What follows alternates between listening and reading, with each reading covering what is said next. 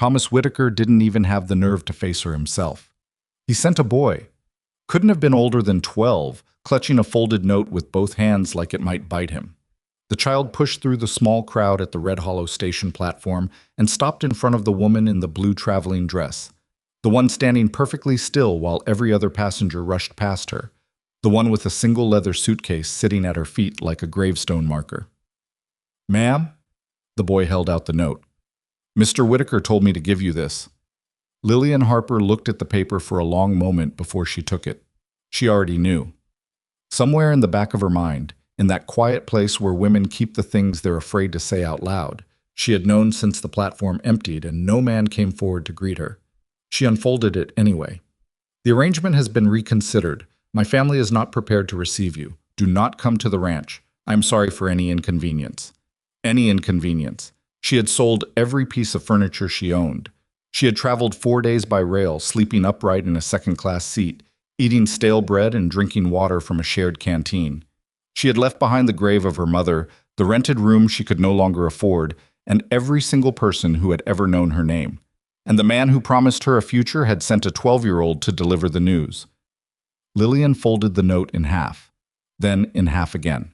She tucked it into her coat pocket, picked up her suitcase, and walked to the far end of the platform, where no one could see her face. If you've ever stood at the edge of a decision with nowhere left to turn, then you already understand what Lillian Harper felt in that moment. This is her story. And I promise you, it does not end at that train station. Before we go further, if you're new here, please subscribe to the channel and hit the notification bell so you never miss a story like this one. And when you're done watching, drop a comment telling me what city or country you're watching from. I love seeing how far these stories travel. Now let's go back to Red Hollow, Arizona, 1879. The station agent, a heavy-set man named Duff, with a tobacco stain on his shirt collar, watched her from behind his window for a solid 3 minutes before he said anything. "You got somewhere to be, miss?" "I'm deciding," Lillian said. "Train back east leaves Thursday." "I know when the train leaves." He went back to his ledger. She stayed where she was. The afternoon heat pressed down on the platform like a physical weight, and Red Hollow stretched out before her in both directions. A single main street, a handful of buildings, more dust than she had ever seen in her life. 2 horses were tied to a post outside what looked like a general store. A dog slept under a wagon. A woman in a faded apron disappeared through a doorway without looking up. This was the place she had come to build a new life. She almost laughed. It came out wrong, too sharp, too close to something else. So she stopped herself and pressed her lips together and breathed through her nose until the feeling passed. She had $8.40. She had a suitcase containing 2 dresses, a wool coat, a hairbrush, a small photograph of her mother, and a volume of poetry she'd been meaning to finish for 6 years. She had no friends in Red Hollow, no family within 1,000 miles, and no plan beyond the one that had just been destroyed. What she did not have was the option to fall apart. Lillian Harper had been falling apart in private her entire adult life. She had cried quietly in rented rooms, swallowed her pride in front of employers who spoke to her like she was furniture, smiled pleasantly at women who pitied her and men who underestimated her. She was 27 years old, and she was tired, bone-tired, of surviving on the scraps of other people's kindness. She picked up her suitcase and walked down the steps into Red Hollow. She made it approximately 40 feet before she stopped, because she had no idea where she was going. The general store seemed like a logical starting point. She pushed open the door and was met immediately by the smell of sawdust, dried tobacco, and something sweet she couldn't identify. A man behind the counter, young, with a patchy beard he hadn't quite grown into yet, looked up and waited. "I'm looking for work," Lillian said. She didn't dress it up. There was no point. "Any kind. I'm strong, and I learn quickly." The young man's expression did something complicated. Not unkind exactly, but uncertain. "You're the one from the station," he said. So word had already traveled. Of course it had. Red Hollow couldn't have had more than 300 people, and news of the abandoned mail-order bride had probably beaten her to the door. "I'm Lillian Harper," she said. "And yes, if you're asking whether my arrangement with Thomas Whitaker fell through, it did. Now I need work." He scratched the back of his neck. "I'm real sorry about that, miss. I don't have anything here, but He hesitated. You might try Eleanor Briggs over at the boarding house. She's been saying she needs help. Where's the boarding house? End of the main street. 2-story building, green shutters. Thank you. She was back out the door before he finished talking. The boarding house with the green shutters looked like it had been through at least 2 hard winters and 1 bad argument with a carpenter. The paint on the shutters was peeling. The front steps sagged slightly on the left side, but the curtains in the window were clean, and the small garden along the front fence, dry and struggling in the Arizona heat, showed signs of someone caring enough to try. Lillian knocked. Eleanor Briggs opened the door and looked her up and down in the particular way that only a certain kind of woman can look at another woman. Not unkindly, but completely without illusion. She was somewhere around 60, built like someone who had spent decades doing things that needed doing, with gray hair pinned up in a way that suggested she'd stopped caring about fashion sometime before Lillian was born. "You're the girl from Philadelphia," Eleanor said. It wasn't a question. "I am. My name is Lillian Harper. I was told you might need help." "Who told you that?" "The boy at the general store." Eleanor considered this for a moment, then stepped back from the door. "Come in out of the heat." The inside of the boarding house was plain and clean and smelled like beeswax and something cooking. Lillian stood in the front room with her suitcase and waited while Eleanor looked her over again, more slowly this time. "You ever done domestic work?" "I managed a household in Philadelphia for 3 years. It was true, technically. She had worked for a family as a housekeeper after her mother died and left her with nothing but a good education and an empty room. "You cook?" "Yes, not fancy, but honest." Eleanor made a sound in her throat that might have been approval. "I've got 6 boarders and more coming in spring. I can offer you a meal, a room, and $3 a week. You'd work 6 days, Sunday to Friday, kitchen and rooms, and whatever else needs doing." $3 a week was barely enough to sustain a person, and both women knew it. But it was a room and a meal, and Lillian was standing in a strange town with $8.40 and no other option visible on the horizon. "I accept," she said. Eleanor nodded once, like a contract being signed. "Put your bag upstairs. Room at the end of the hall. Supper's at 6. If you're late, you eat cold." The room was small. A single bed, a washstand, a window that looked out over the back lot. But it was clean, and it was hers, and Lillian sat on the edge of the bed for exactly 2 minutes and let herself feel everything she'd been holding back since she'd read Thomas Whitaker's note. Not crying. She didn't cry. She hadn't cried in almost a year, not because she was hard, but because she'd learned that crying cost her things she couldn't afford: energy, clarity, the ability to keep moving. Instead, she sat very still and let the weight of the day settle around her like sediment, and then she stood up, unpacked her 2 dresses, hung them on the hook behind the door, and went downstairs to help with supper. She burned the cornbread. Eleanor didn't say anything. She just took it out of the pan herself, cut away the worst of it, and put what was left on the table. Lillian didn't apologize. She'd learned that too, that apologies for small failures only invited people to inventory your larger ones. She just watched what Eleanor did and stored it away and told herself she wouldn't burn anything again. She didn't. The first week in Red Hollow was the hardest week of Lillian's life, and that was a competitive distinction. The boarders were not hostile. They were something worse, politely curious in the way that people are when they've already decided they know your story. She caught fragments of conversation she wasn't meant to hear, felt eyes following her across the dining room, understood that in the particular ecosystem of a small frontier town, she had already been categorized. The mail-order bride who got rejected before she even got married. The city woman who didn't know enough to check her prospects before traveling 4 days by rail. The charity case Eleanor Briggs had taken in because Eleanor Briggs was that kind of woman. Lillian had been called worse things by people who mattered more to her. She kept working. She got the cornbread right on the second try. By the end of the week, she had the morning routine down.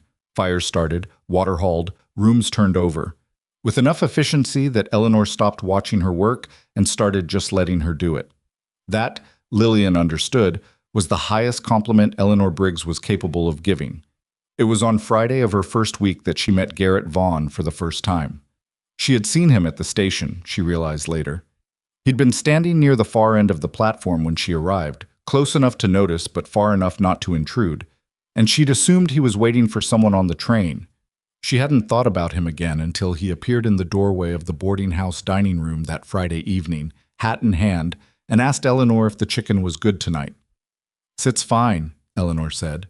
He took a seat at the end of the long table, and Lillian brought him a plate without looking directly at him, and he said, "Thank you, miss." And something about the way he said it, not with pity, not with curiosity, not with the weighted politeness of a man deciding what to make of her, made her glance up. He was looking at his plate, like a person who had asked for chicken and was genuinely interested in the chicken. Lillian went back to the kitchen.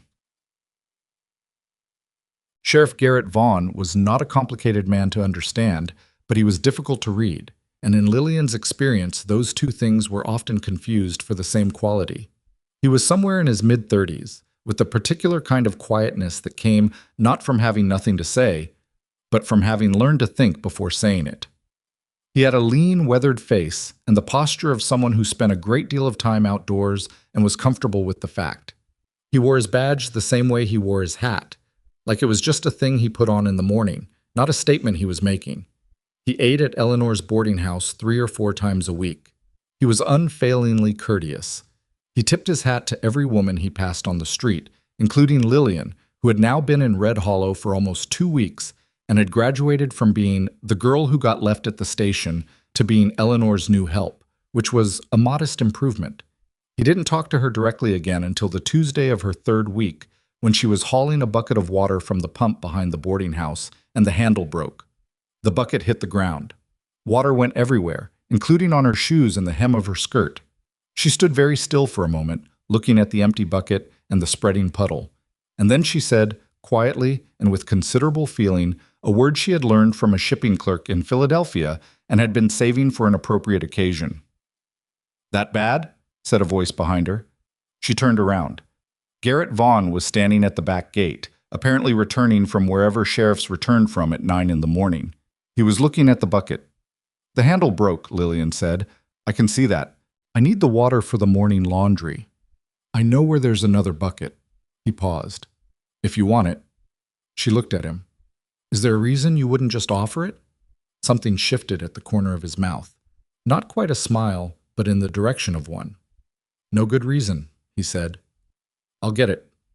He came back with a bucket in 5 minutes. He didn't make a production of it. He set it down by the pump, tested the handle once, and left it for her. "Sheriff," she called after him. He stopped. "Why did you know my name when I arrived at the station?" He turned back. There was a pause that was approximately 2 seconds longer than it needed to be. "Thomas Whitaker told half the town he was expecting a bride from Philadelphia," he said. "And when the train came in and he didn't show up, I figured someone ought to make sure you were all right." "Did you know he wasn't going to show up?" Another pause. "I had a suspicion." Lillian looked at him carefully. "Did you say anything to him?" "I'm not in the habit of telling men what to do with their personal arrangements."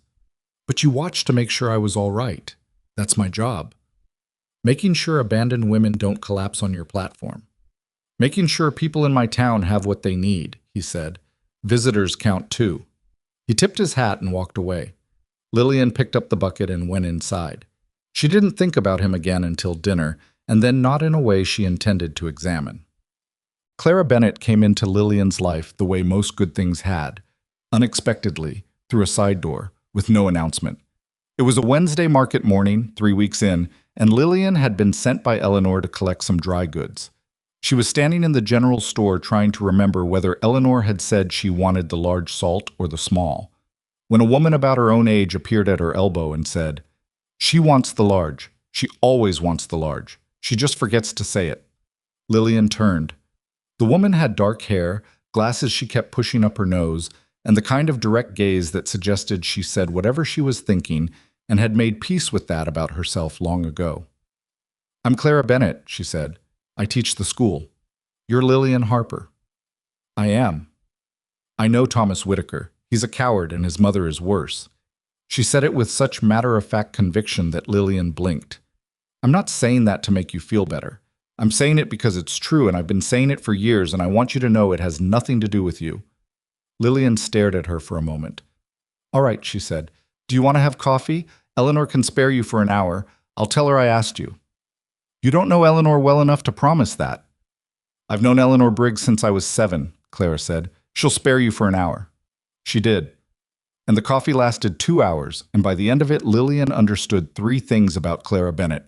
She was sharp, she was loyal, and she had been the only school teacher in Red Hollow for 4 years, and was running herself thin trying to teach 40 children across 6 different ages with no assistance and inadequate supplies. Did you have schooling? Clara asked. I had excellent schooling, Lillian said. My father was a professor. He died when I was 14, but before that he made sure I had a proper education. Clara looked at her over the rim of her coffee cup. Can you read Latin? Some. Can you do arithmetic through fractions? Yes. Can you keep 30 children reasonably focused for 4 hours? I have no idea, Lillian said honestly. I've never tried. Do you want to?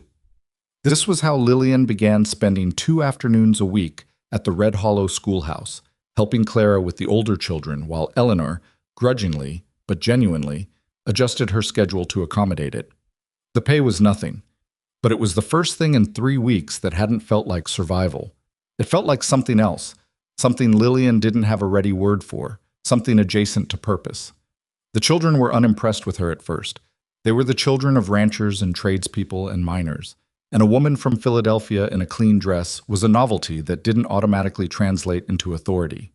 A boy named Pete Dawson spent the first Tuesday throwing spitballs at the boy in front of him, and Lillian let it go on for exactly 4 minutes before she picked up his reader, opened it to the page they were supposed to be on, set it down in front of him, and said, "You can keep throwing them if you want, but if Mr. Dawson doesn't pass his reading test, I suspect Mr. Dawson's father will want to know why." Pete Dawson stopped throwing spitballs. Clara, watching from the other side of the room, pressed her lips together to keep from smiling. The talk in Red Hollow did not stop. Lillian had not expected it to. Small towns ran on talk the way machinery ran on oil, and she was too good a story to be ignored. But the nature of the talk shifted, slowly, the way light shifts in the late afternoon. Less pity, more curiosity. Then something that was almost, in certain corners of the town, something like respect. She had fixed Eleanor's front step herself on a Sunday afternoon, having noticed the sag, and decided it was a hazard. Eleanor came out and watched her working for about 10 minutes without saying anything. "Where'd you learn to do that?" she finally said. "I watched a man fix one once," Lillian said. "I paid attention." Eleanor went back inside. But the next morning there was an extra biscuit on Lillian's breakfast plate, and they never discussed it. She was 4 weeks into her life in Red Hollow when she ran into Garrett Vaughn again in a way that was not about broken buckets or water hauling. I was standing outside the land office when she came around the corner with a basket of market goods, and he was having a conversation with a man she didn't recognize. Thick-built, expensively dressed for the frontier, with the particular air of someone who was accustomed to being the largest presence in any room. The conversation wasn't loud, but it had a quality to it she recognized from a distance. The quality of 2 people being polite in a way that meant they were not, actually, being polite. She kept walking. She wasn't trying to listen. But she heard the name clearly as she passed. "Whitaker's land," the expensive man said, and Garrett's voice, even and unhurried. "That parcel's been disputed for 2 years, Harlan. It doesn't get less disputed because you want it to." She turned the corner and kept walking, and she told herself it had nothing to do with her. But she thought about it later, in the small room with the window that looked over the back lot, and she thought about Thomas Whitaker's note. "My family is not prepared to receive you. New circumstances." And something in the back of her mind began adding numbers that didn't quite come out even. By the 5th week, Lillian had stopped counting the money she'd arrived with because it was effectively gone, used up in small necessities. And she was living entirely on what Eleanor paid her, which was barely enough but was hers. She had started to understand the rhythms of Red Hollow, the market days and the quiet days, the ranchers who came in on Fridays, the miners who came in on weekends, the way the whole town seemed to hold its breath slightly when a stranger rode in from the north. She had also started to understand that not everyone in Red Hollow was who they appeared to be. The man she had heard Garrett speaking to outside the land office, she'd learned his name was Harlan Moss, and he owned a supply company in Tucson, had been in town more frequently than seemed strictly necessary for a supply company owner. He had been seen twice in conversation with men from the Whitaker ranch. He had made, according to Clara, an offer on 3 properties at the northern edge of town that their owners had declined under what Clara delicately described as considerable pressure. What kind of pressure? Lillian asked. Clara pushed her glasses up. The kind where things happen to your fences and your cattle, and then someone very friendly comes around to remind you that these are difficult times for small ranchers. Lillian thought about this. And Garrett knows about this? Garrett knows everything that happens in Red Hollow, Clara said. The question is what he can do about it. You need proof to charge a man like Harlan Moss. His lawyers would tear through circumstantial evidence like paper. Lillian looked out the window of the schoolhouse. Across the street, she could see the sheriff's office, and through the window, the outline of a man at a desk, not moving. She had a thought that she did not yet know what to do with. She filed it away and went back to the reading lesson. It was a Thursday evening, 6 weeks after her arrival, when everything she had been careful to keep separate began to come together in a way she hadn't planned. She was returning from the schoolhouse later than usual. Clara had been struggling with a problem involving the school's water supply, and Lillian had stayed to help think through it, when she heard raised voices from the alley behind the general store. She should have kept walking. She stopped. There were 2 men in the alley. One of them was the patchy-bearded boy from the general store. She'd learned his name was Danny, and he was backed against the wall with his hands up, looking at the second man the way prey looks at something it has decided is larger than it can handle. The second man was one of the rough-looking riders she'd seen in town that week, someone who'd come in with Harlan Moss's group from Tucson. I told you once, the rider was saying, Mr. Moss wants to know who's been talking to the sheriff. I haven't said anything to anyone, Danny said. Mr. Moss has a long memory for people who make problems. Lillian stood at the mouth of the alley and made a decision in approximately 1 second. She walked in. Danny, she said loudly and clearly, as though she was simply continuing a conversation. Eleanor needs those extra candles before 7 o'clock. Did you set them aside? Both men turned to look at her. Danny stared at her with an expression of pure confused relief. The writer looked at her with an expression of someone recalibrating. I was just finishing up with, Danny started.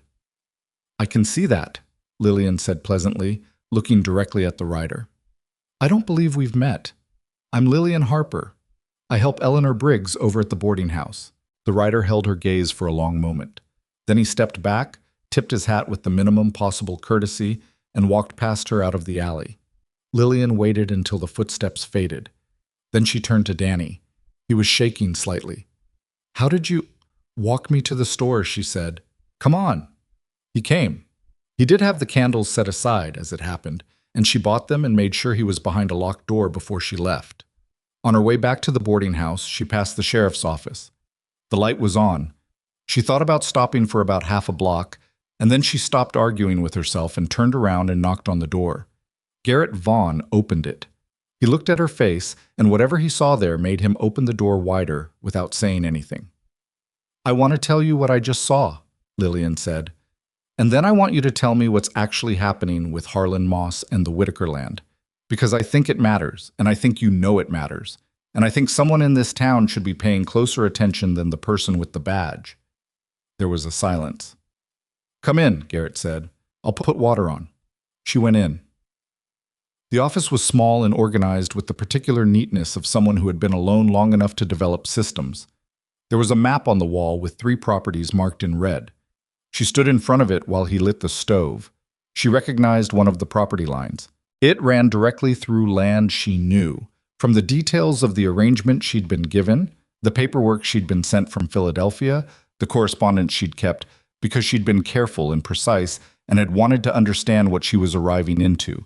Through land that Thomas Whitaker had claimed in his letters was his family's legitimate property, claimed, but apparently disputed. Garrett, she said, still looking at the map. Yeah. I think Thomas Whitaker's new circumstances have something to do with that parcel on the north line. Behind her, she heard him set down the water pot.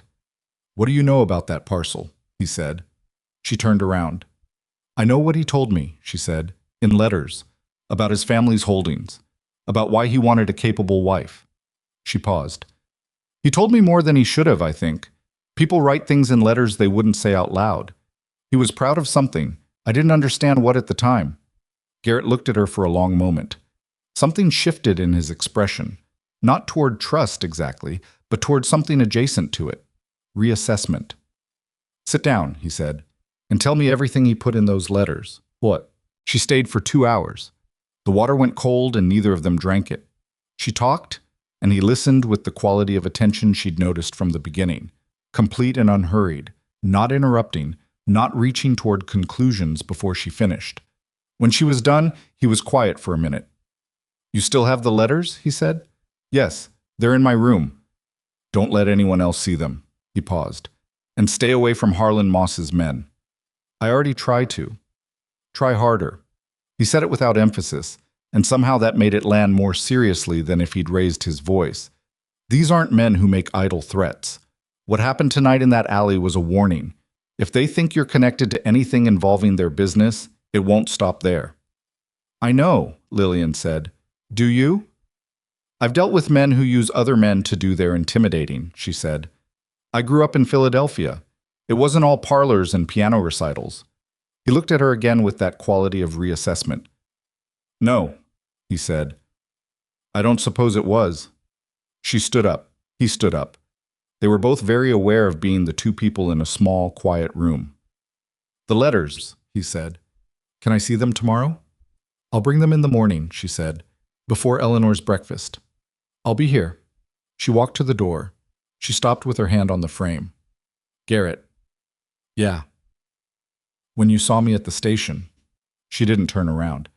"When you already knew my name, did you know then that Thomas Whitaker's reasons for not showing up had something to do with the land dispute?" The pause was longer this time. "I had a suspicion," he said. She nodded once, as though something had been confirmed, and stepped out into the dark. The street was empty. The night air had cooled to something almost bearable, carrying the dry smell of sage and dust that she had come to associate with Arizona evenings.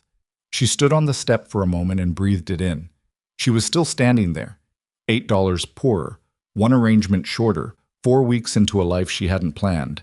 And somehow, inexplicably, she did not feel like a woman at the end of something. She felt like a woman at the beginning. She brought the letters the next morning before Eleanor's first boarder came down for breakfast. Garrett was already at his desk when she knocked, which told her he'd probably been there for a while. He had the particular stillness of a man who woke up early and didn't make a ceremony of it. He took the letters from her without comment, spread them on the desk in the order she'd arranged them. Chronological, because she'd organized everything chronologically since she was 14 years old, and her father had told her that the first thing a clear mind does is establish sequence, and read them without speaking. She stood by the window and waited. The street outside was just waking up. A man with a milk cart moved past. 2 dogs disputed something near the post office. Garrett read slowly. Not because he was a slow reader, she had the sense, but because he was reading the way a careful person reads something that matters. Not for the story of it, but for what sits underneath the story. When he finished, he set the last letter down and looked at the desk for a moment. "He told you about the water rights," he said. "Twice," Lillian said. "He called them the most valuable thing on the property. He said his father had secured them 30 years ago, and they were why the Whitaker land would always be worth more than it looked." "Those water rights are what Harlan Moss wants," Garrett said. "Not the land. The land is a means to an end. You control water in this part of Arizona. You control every ranch within 20 miles. He paused. Thomas Whitaker's father did secure those rights. Legitimately, as far as anyone can tell. But 3 months ago, a deed appeared at the Territorial Land Office in Tucson showing a prior claim, one that predates the Whitaker filing by 4 years. "Is the deed genuine?" "No." He said it flatly. "But proving that requires resources I don't have and a territorial judge who isn't already friends with Harlan Moss. Which narrows my options considerably." Lillian looked at the letters on his desk. "Thomas knew about the challenge to the deed?" "He found out about 2 months before you were due to arrive." Garrett leaned back slightly. "My guess is that's when his family started pressuring him to simplify his situation. A new wife from back east is a complication when you're about to be in a legal and possibly physical fight over your land." Lillian let that settle. It settled like something heavy and cold, the way certain truths do. Not surprising, exactly, but unwelcome in a way she hadn't quite prepared for. She had told herself in the first weeks that Thomas Whitaker's reasons didn't matter. that what mattered was what she did next. And she had believed it, mostly. But there was a difference between not knowing why something had happened and learning that you had been discarded because someone had decided you were inconvenient weight in a crisis they hadn't told you about. He could have written me, she said. Before I left Philadelphia, he could have explained. Yes, Garrett said. He didn't dress it up or soften it. He just didn't. No, she exhaled slowly. Well, she said, that tells me everything I needed to know about Thomas Whitaker's character that the rest of it didn't already tell me. Garrett looked at her with that quality of careful attention she'd noticed before, the one that felt less like assessment and more like recognition. You're not surprised. I'm angry, she said. That's different from surprised. She picked up the letters and put them back in order. Can you use what he wrote to help your case against Moss? Potentially, if I can get a territorial marshal who isn't compromised to request the original deed from the Tucson office. And if what's in these letters matches what I already know about the Whitaker filing dates, then yes. He paused. It would help. It wouldn't be enough on its own. What else do you need? He looked at her directly. Why are you asking that? Because Harlan Moss's man threatened a 19-year-old boy in an alley last night, Lillian said. And if that's the kind of pressure being applied to people in this town, then I'd like it to stop. And because I have a reason to want Thomas Whitaker's family to be held accountable for their part in whatever this is. She paused. And because you're apparently the only person trying to do anything about it, and you're doing it alone, which seems inefficient. Garrett was quiet for a moment. Then he said, You're going to be a problem for several people in this town. I've been a problem for people my entire life, Lillian said. I'm comfortable with it. Something shifted in his expression, finally, undeniably, in the direction of a smile. It lasted about a second before he put it away. Leave the letters with me, he said, and don't discuss this with anyone except Clara Bennett, because she already knows more than she should, and there's no help for it. Clara knows about the land dispute? Clara Bennett knows about everything that happens in Red Hollow, he said. She just knows which things to say out loud and which things to keep to herself. Lillian left the letters and walked back to Eleanor's boarding house, and she told herself the warmth she felt had to do with the Arizona morning, which was already starting to make itself known, and nothing else. The next several weeks had a rhythm to them that Lillian had not expected and could not have planned for. She worked Eleanor's morning routine with enough competence now that Eleanor had stopped commenting on it, which she understood was as close as Eleanor Briggs got to praise. She spent her Tuesday and Thursday afternoons at the schoolhouse, where the children had graduated from tolerating her to occasionally appearing to genuinely enjoy her company, which she suspected had less to do with her teaching ability and more to do with the stories she'd started telling in the last 15 minutes of each session. Frontier stories, adventure stories, stories about women who had done things the world told them were impossible, told plainly and without embellishment, because she'd found that children could smell embellishment from a considerable distance. Pete Dawson, formerly of the Spitball incident, asked her one Thursday if she had ever done anything impossible herself. The other children went quiet in the particular way children go quiet when they sense that a conversation is about to become interesting. Lillian thought about it genuinely because Pete Dawson was the kind of kid who would know the difference between a genuine answer and a performed one. I crossed half the country alone, she said, with nowhere to go and nobody expecting me. She paused. And I'm still here. Pete Dawson considered this with the gravity of an 8-year-old processing a serious piece of information. That's not impossible, he said. Lots of people do that. That's true, Lillian said. The impossible part was getting up the next morning and doing it again. Clara, who was pretending to organize papers at the front of the room, cleared her throat and turned it into a cough. It was after school on a Thursday, 6 weeks after Lillian's visit to Garrett's office, that Clara said, You know, people are starting to talk differently about you. They were walking back toward the main street, the afternoon heat finally beginning to ease into something bearable. I know, Lillian said. Eleanor Briggs told Martha Hendricks that you were the best help she'd had since 1874, which, coming from Eleanor, is approximately equivalent to being declared a saint. I burned her cornbread my first night. She told Martha that too. She said you never burned it again. Clara pushed her glasses up. People notice things like that out here. You failed once and you learned. That means something. Lillian thought about this. I failed a great many more times than once, she said. I was just paying attention to what didn't work. Most people stop at the failing part, Clara said. They parted at the corner, and Lillian walked back to the boarding house, turning that over in her mind. Not because it was a new idea, but because she was realizing, slowly, that she'd spent so long failing in private that she'd forgotten what it felt like to have someone notice her getting back up.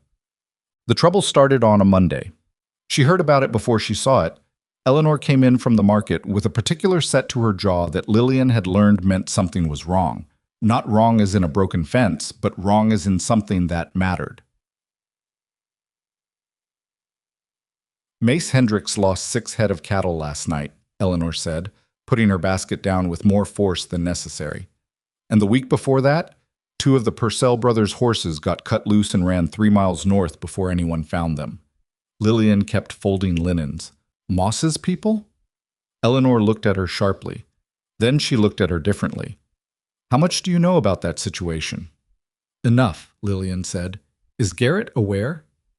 Garrett's been aware of every piece of it, Eleanor said, pulling out a chair and sitting down in a way that was less graceful than usual, the way people sit when they're more tired than they mean to show. But knowing and proving are 2 different animals out here. Harlan Moss has friends in Tucson. He has a lawyer who can make a stack of paper disappear like smoke. And he has enough money to wait out anyone in this county who tries to go against him. He doesn't have everything he wants yet, Lillian said, or he wouldn't still be pressuring people. Eleanor was quiet for a moment. You've been talking to Garrett. I've been paying attention, Lillian said. Same thing I always do. Eleanor looked at her for a long, considering moment, the kind of look that meant she was updating something she'd decided earlier. There's a meeting tomorrow night, she said finally, at the Hendricks farm. Some of the ranchers who've been losing stock. Garrett will be there. Lillian waited. It's not my place to invite you, Eleanor said carefully. But if you happened to be at the schoolhouse for a later session and you walked past the North Road on your way home. I understand, Lillian said. She was at the schoolhouse until 7 the next evening, which Clara accepted without question, and she did walk past the North Road, and the Hendricks farm's lit windows were visible from the road, and she had been walking toward them for about 2 minutes when Garrett materialized out of the dark beside her, which startled her badly enough that she dropped her bag. You could announce yourself, she said. Didn't want to spook you. You completely spooked me. He picked up her bag and handed it back. He was walking in the same direction. Eleanor told you. Eleanor told me nothing, Lillian said. I was just walking home. He made a sound that was not quite a laugh. You can come in, he said, but I need you to understand what you're walking into. Some of these men are scared, and scared men make bad decisions. I need you to listen and not talk unless I ask you something directly. I'm not planning to deliver a speech, Lillian said. I know you're not planning to. He paused. I'm just noting that you're capable of it. They walked into the Hendricks farmhouse, which had been cleared of its usual furniture to accommodate 8 or 9 men in various states of anger and worry. Mace Hendricks, a big man in his 50s with a face like a weathered saddle, looked at Garrett when they came in, and then at Lillian, and then back at Garrett with an expression that asked a wordless question. She's with me, Garrett said. The meeting was not orderly. It was the kind of meeting that happens when people who have been holding something down for a long time finally have a space to put it, loud and overlapping and circular, returning again and again to the same 3 grievances: the missing cattle, the forged deed, and the increasingly frequent presence of Moss's hired men on roads that weren't their business. Lillian sat near the door and listened. She was good at listening. She had always been good at listening, had used it as a tool since she was young, listening not just to what people said, but to what they said around the thing they couldn't bring themselves to say directly. What she heard, between the anger and the fear, was a group of men who had no coordinated plan. They knew something was being done to them. They knew who was doing it. What they lacked was a clear picture of how it connected. Why now? Why these particular properties? What Moss's endgame actually looked like. She had most of that picture already. She had the letters. She had what Garrett had told her. She had 2 months of paying attention in a town where everyone talked, and almost no one knew they were providing information. When the meeting began to fragment, men talking over each other, proposals colliding, Garrett raised his hand and got something like quiet. He laid out what he knew methodically: the forged deed, the water rights, the pattern of intimidation that was meant to make the affected landowners sell cheap rather than fight. He was clear and patient and didn't minimize the difficulty of what he was describing. A judge in Tucson, a lawyer with resources, a timeline that would require patience none of these men were finding easy. "There's something else," Lillian said. Every head in the room turned toward her. She had not intended to speak, and she could feel the surprise in Garrett's stillness to her left. But she had also thought of something in the last 10 minutes that he didn't have, because he hadn't been in Philadelphia when a family named Whitaker was writing letters to a woman they were planning to discard. "Thomas Whitaker's correspondence," she said. "He told me, in writing, the exact date his family's water rights were registered and the name of the territorial official who processed the filing. If that date is what he wrote it was, it predates the Moss claim by more than 4 years, not 2, which means the forgery isn't just visible. It's catastrophically bad if someone in Tucson is willing to look at the original records." The room was quiet. Mace Hendricks looked at her. "You have these letters?" "Yes." "And you'd give them to—" "I already gave copies to the sheriff," she said. "I'm telling you because you should know what resources exist. The problem isn't evidence. The sheriff has told me that clearly. The problem is getting those resources in front of someone with the authority to use them." Garrett, she was aware without looking at him, was very still. Mace Hendricks sat back in his chair and looked at the ceiling for a moment and then looked at Garrett. "We need a territorial marshal." "Yes," Garrett said. "Can you get one?" "I've been trying for 6 weeks," Garrett said. "I'm going to try differently." The meeting ended without resolution, which was not the same as ending without purpose. There was a quality in the room when people left, not of a problem solved, but of a problem named, which was the necessary first step. Lillian walked out onto the dark road, and Garrett walked beside her without either of them arranging it. "The date," he said. "The 4 years, not 2. Are you certain?" "I have the letter in my room. You can read it yourself." "I've read all the letters." "Then you missed it, or you didn't realize its significance." She paused. "The letter from November. He's talking about his grandfather's decision to file, not his father's. The filing date he mentions is 1848. The date you've been working from is 1852. She heard him processing this as they walked. It had that quality of silence that was actually noise, of something being rearranged. "If it's 1848, he said slowly, then the forgery doesn't just predate the Moss claim by 2 years. It predates it by 6. The territorial records from 1848 would still exist in the original archive in Santa Fe, not just the Tucson office. Which Moss's lawyers may not have thought to falsify," Lillian said, "because they were working backward from a more recent date." Garrett stopped walking. Lillian took 2 more steps before she realized and turned back. He was standing in the road, looking at nothing in particular, with the expression of a man who had just found a piece of something he'd been trying to assemble for a long time. "Santa Fe," he said. "Santa Fe," she agreed. He looked at her. The road was dark and the sky was extravagant with stars in the way the desert sky always was, and they were standing close enough that she could see his expression clearly, and she recognized what was in it. Not the assessment or the careful reassessment she'd seen before, but something genuine and not entirely guarded. "How did you hold on to that detail?" he said. "I hold on to everything," Lillian said. "I always have." She paused.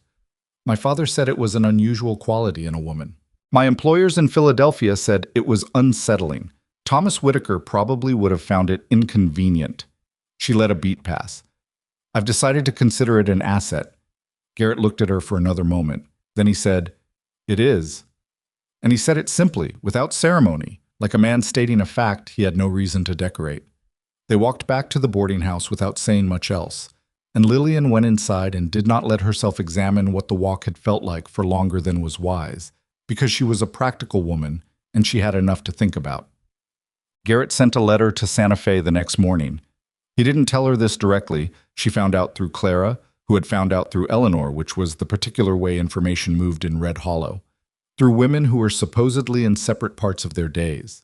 The letter had gone out on the early stage and was addressed to the Territorial Records Office, and it requested documentation of all water rights filings in the Southern Arizona Territory from the years 1845 through 1860.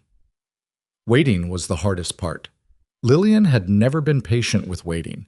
She had always found it easier to act than to hold still, and holding still while something important moved slowly through the postal system was the specific kind of frustration she had no good mechanism for. She worked harder during the wait, which was her usual substitute for patience. Harder in Eleanor's kitchen, harder at the school, harder at the small repairs around the boarding house that Eleanor pretended not to notice, and Lillian pretended were spontaneous. She fixed the pump handle properly this time, with hardware she bought from the general store with a portion of her own wages. Danny, who had grown significantly less skittish around her since the alley incident, helped her carry the equipment without being asked and didn't charge her for half of the materials, which he said was because Eleanor had been buying dry goods from his store for 15 years and deserved a loyalty discount on hardware. "You don't have to do that," Lillian said. "I know," he said. She let him. She was learning, slowly, that letting people do things for her when they genuinely wanted to was a different matter from depending on their pity, and that she had spent so long refusing the former in order to avoid the latter that she'd made herself lonelier than she needed to be. It was during the waiting period, 2 weeks after Garrett's letter to Santa Fe, that something unexpected happened with Thomas Whitaker. She had been thinking about him less than she expected, which was either a sign of genuine healing or of being busy enough that grief didn't have much room to operate. She had examined her feelings about Thomas Whitaker with the same methodical honesty she applied to most things, and had concluded that what she felt was not heartbreak.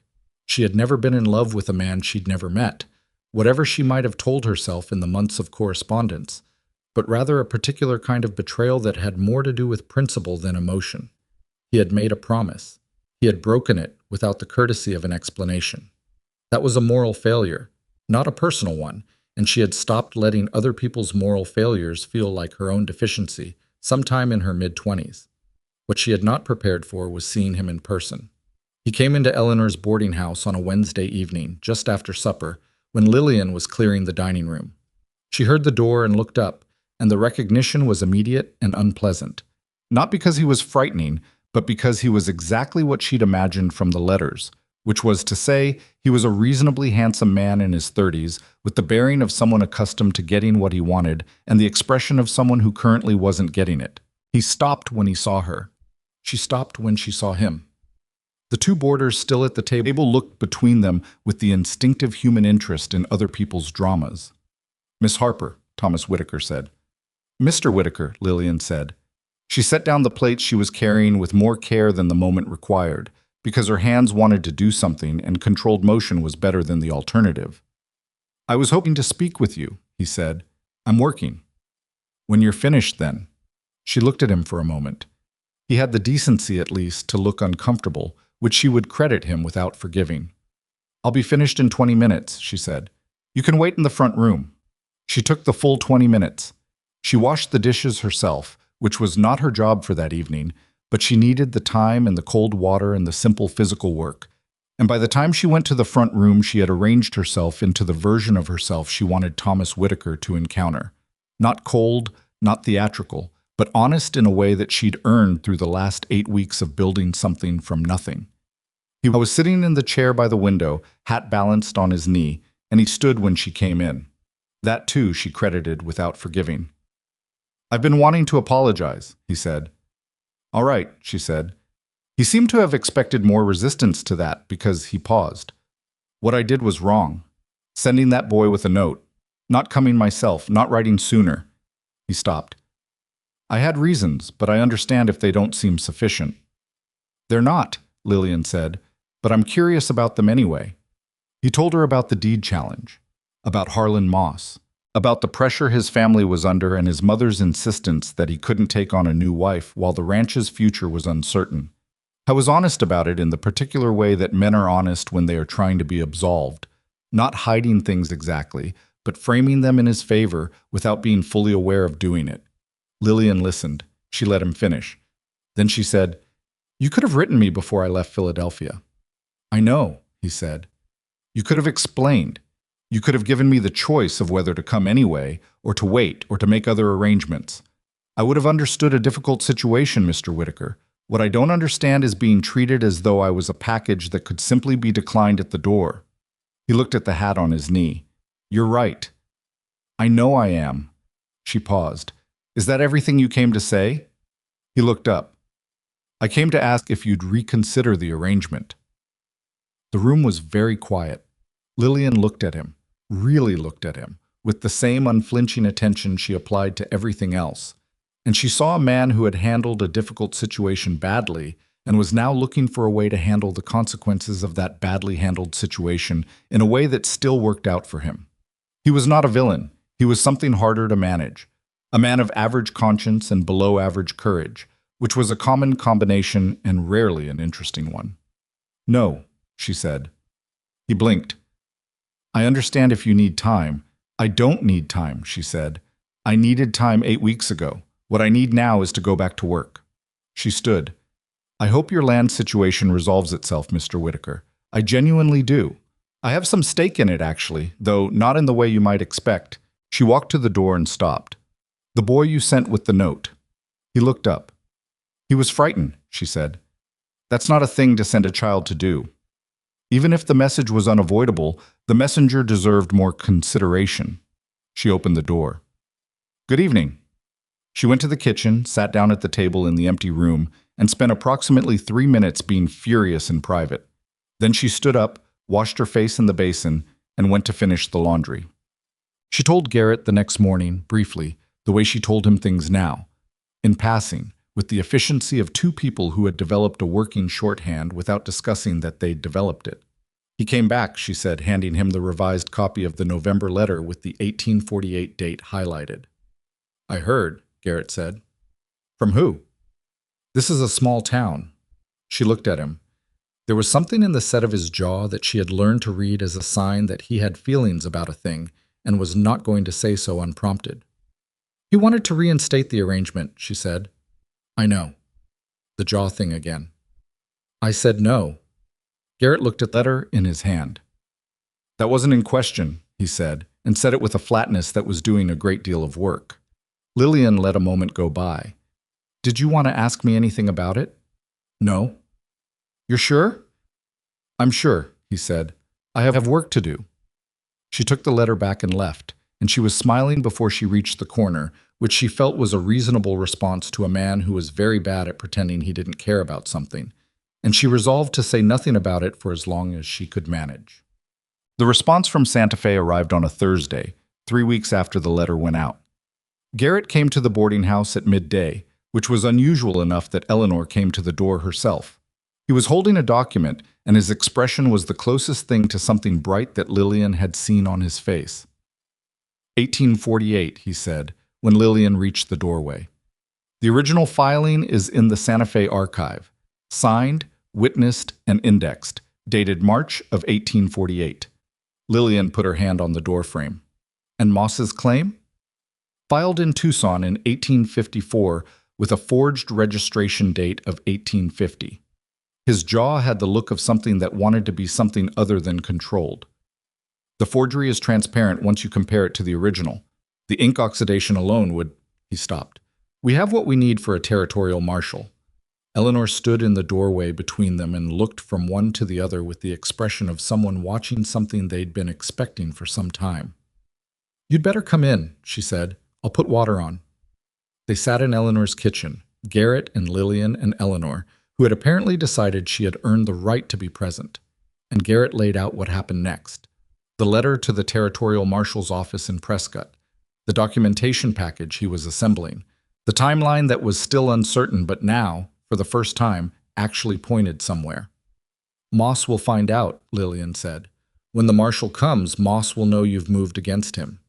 Yes, Garrett said. What does that mean for the people he's been pressuring, for the ranchers? It means things may get harder before they get better, he said. He didn't soften it. It means the next few weeks are going to require people to hold their ground. Eleanor set down her cup. They'll hold, she said. These are people who came out here and stayed when it was worse than this. Lillian looked at Garrett. He looked at her. There was something between them in that moment that had nothing to do with water rights or forged deeds. Something quieter and more complicated and not yet ready to be named, the way some things take time to become what they are. When do you send the letter? Lillian said. It's already written, he said. I'll send it this afternoon. She nodded. Eleanor picked up her cup again. Outside, Red Hollow went about its day, ordinary and unhurried, entirely unaware that the thing Harlan Moss had built so carefully over 18 months had just developed a crack that ran all the way down to its foundation. Lillian thought about the woman who had stood on that train platform 8 weeks ago with $8 and a folded note and nowhere to go. And she thought about how little that woman would have recognized the one sitting at Eleanor Briggs's kitchen table with evidence in her memory and a sheriff who listened when she talked, and a town that had started, imperfectly and slowly, to become the kind of place she understood she was capable of belonging to. She didn't say any of this out loud. Some things didn't need saying. Some things just needed to be true, quietly, in the back of a kitchen in Arizona, with the afternoon sun coming through the window at an angle that turned even the dust in the air into something worth looking at. The letter to the territorial marshal's office in Prescott went out on a Thursday afternoon, and by Friday morning, Harlan Moss knew about it. Lillian didn't learn this immediately. She learned it the way she learned most things in Red Hollow, through the texture of the town itself, which had a way of communicating alarm without anyone quite saying the alarming thing out loud.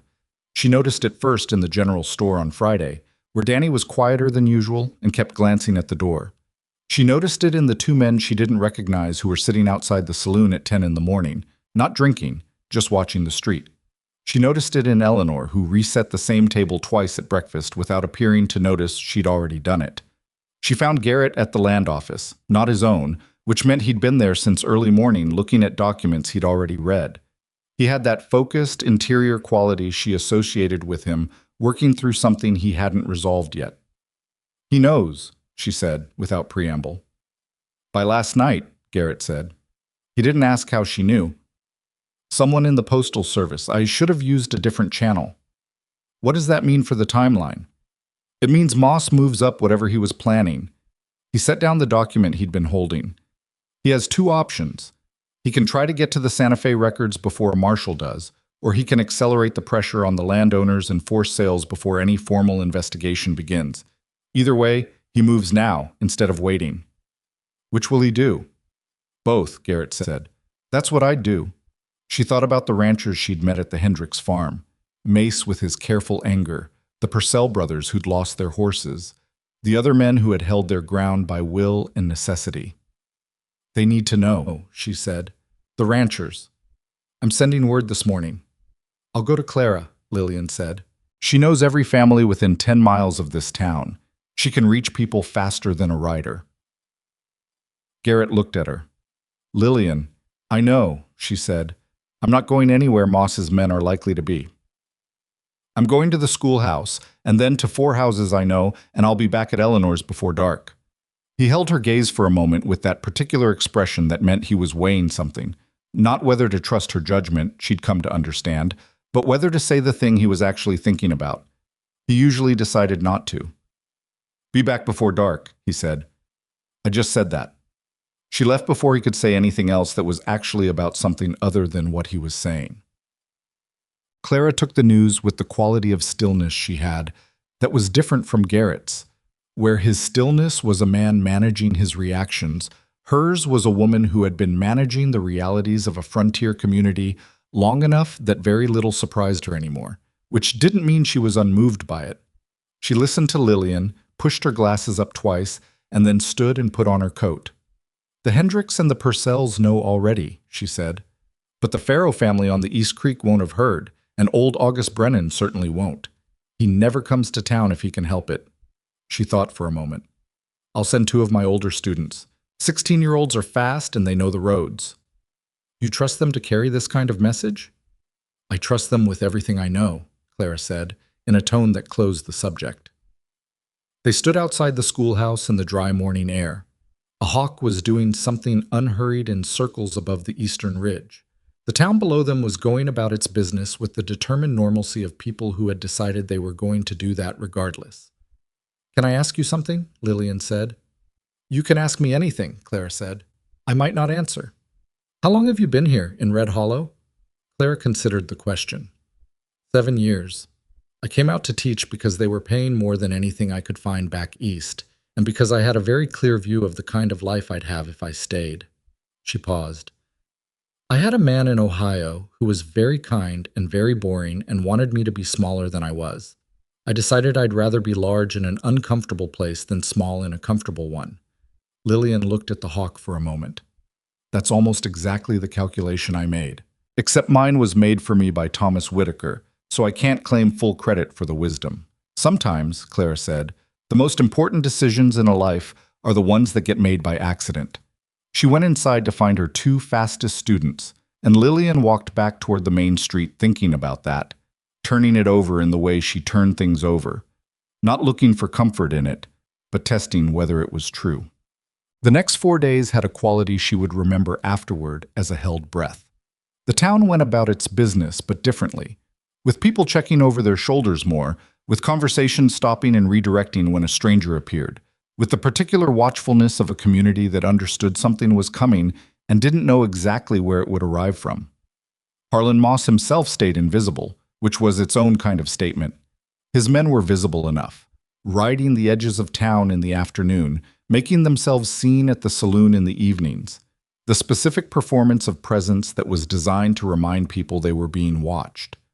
But Moss himself was not at the hotel, was not at the land office, was not at any of the places he'd been seen regularly over the prior months. He's in Tucson, Garrett told her on Sunday. I have a contact who saw him at the courthouse Friday morning. Doing what? Talking to a judge, apparently. They were standing at the edge of the market, far enough from the nearest vendor to speak without being overheard. Garrett had stopped to tell her this on what looked to any observer like a chance encounter, which she was fairly certain had not been entirely accidental. Can he influence the marshal's investigation from Tucson? She asked. The judge in Tucson doesn't have jurisdiction over the territorial marshal's office, Garrett said, but he has relationships. He can slow things down, create procedural complications, turn a 3-week process into a 3-month one. He paused. Which is why I asked the marshal's office to expedite on the basis of active intimidation of witnesses. If they agree to prioritize, we get someone here within 2 weeks instead of 2 months. And if they don't agree, then we manage for 2 months. She thought about what managing for 2 months meant, practically.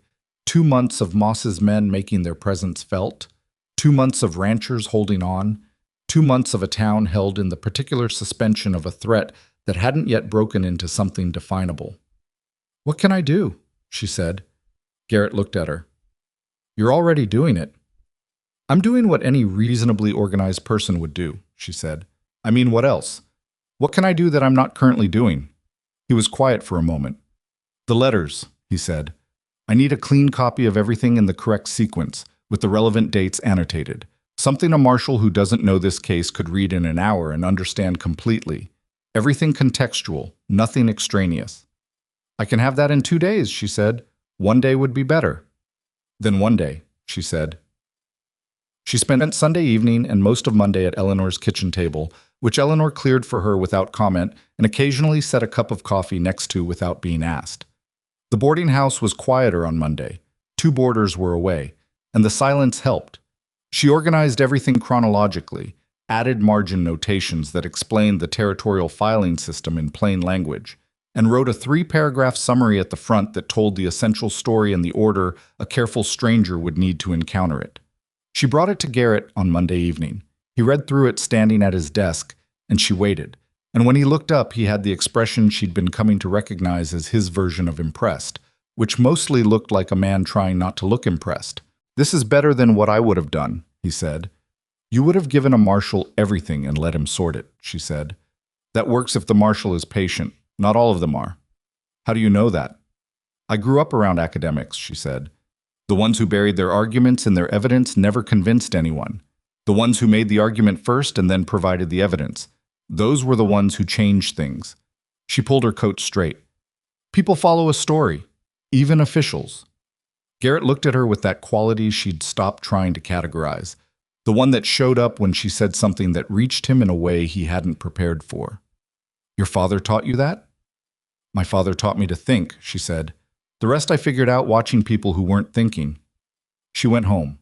The night was clear and cold in the way Arizona nights are cold, arriving suddenly after the heat of the day, as though the temperature had been waiting just off stage. And she stood on Eleanor's front step for a moment and looked at the stars and thought, not for the first time, about how strange it was to be standing in a place she hadn't chosen, in a life she hadn't planned, and to feel, not happy, exactly.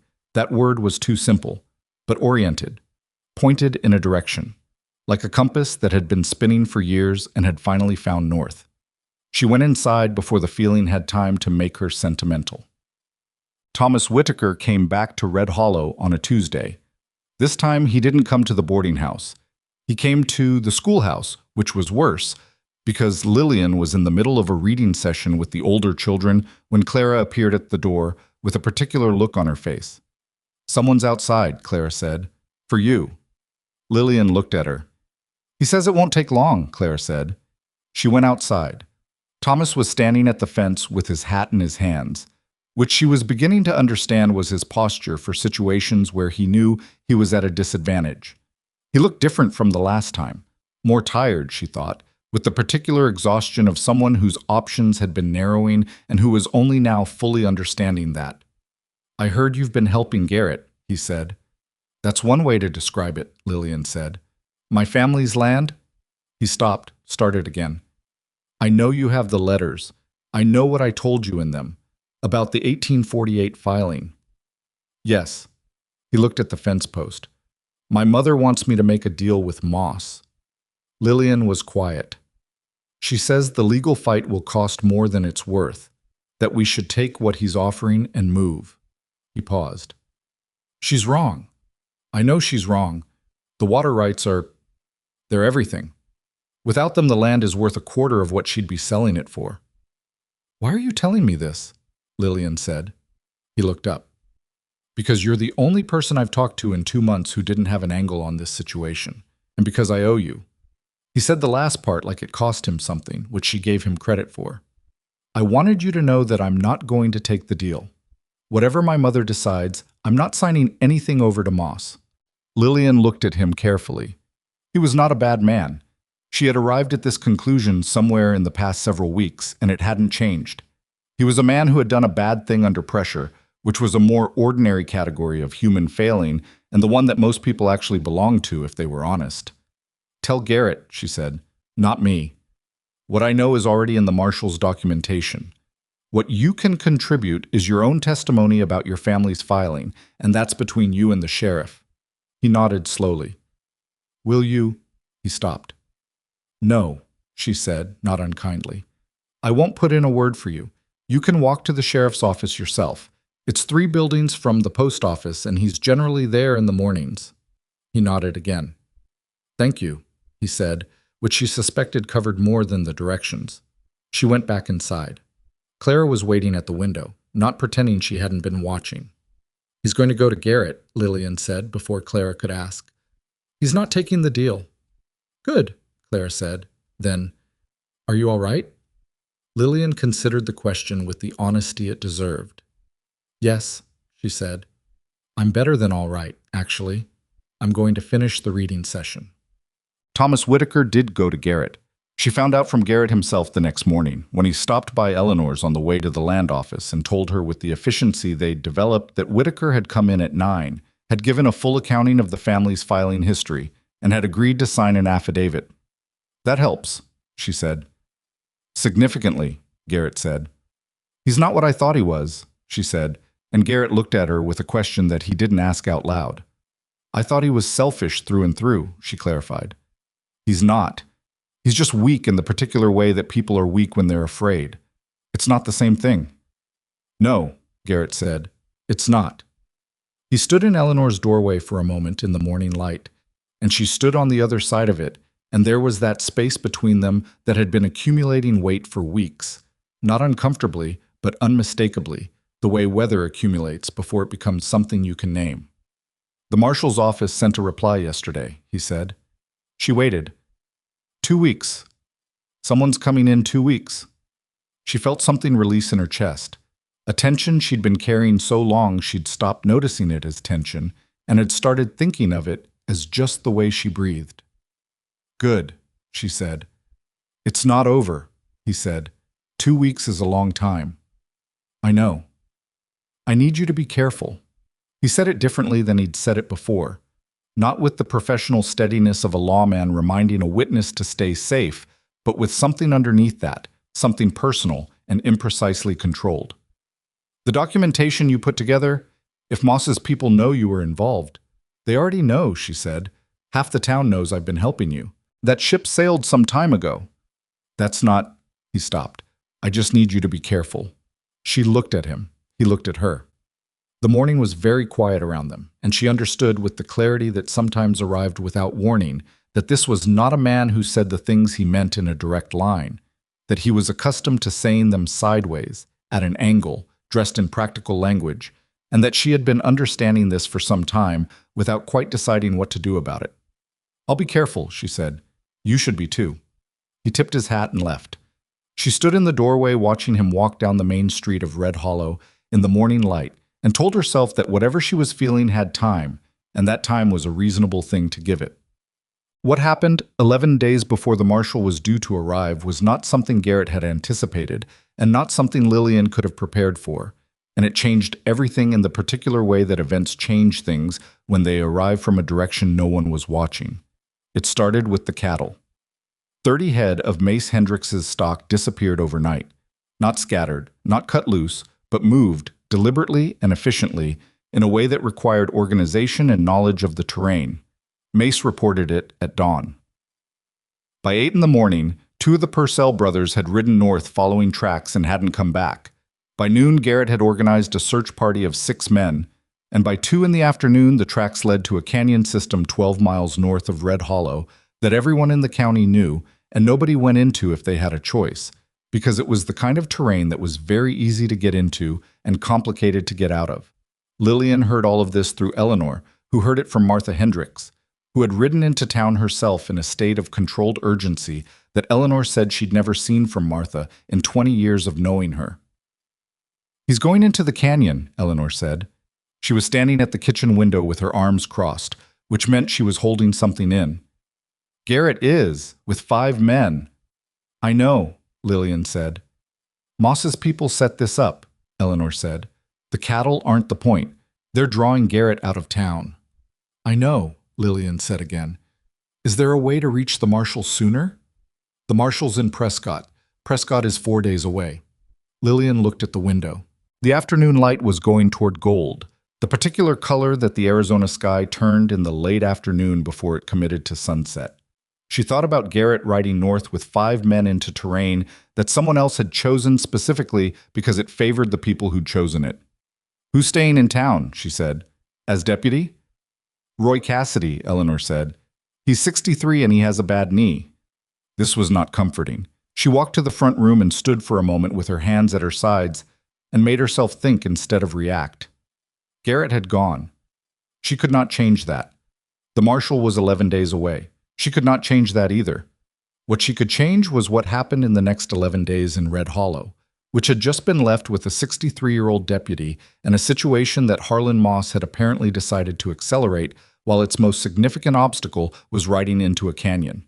She put on her coat and walked to the sheriff's office.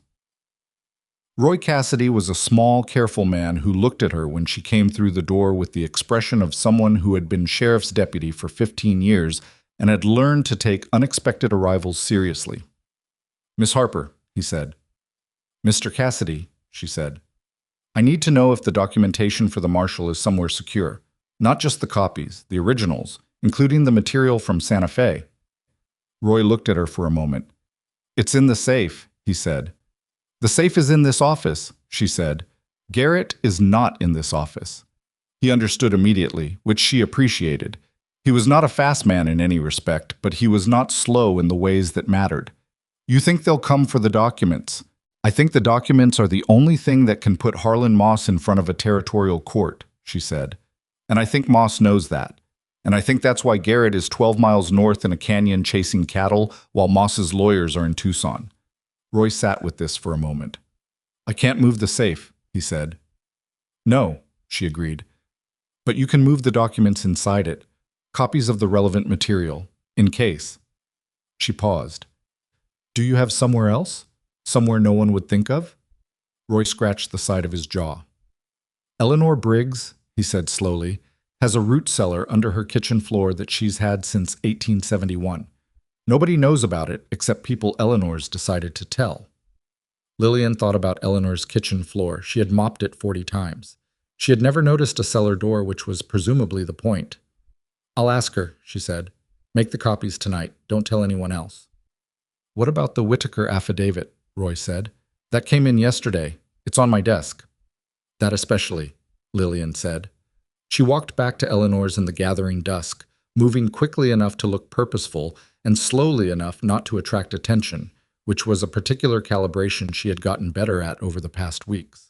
She found Eleanor in the kitchen, already at the stove, and told her what she needed and why in approximately 90 seconds. Eleanor listened without interrupting.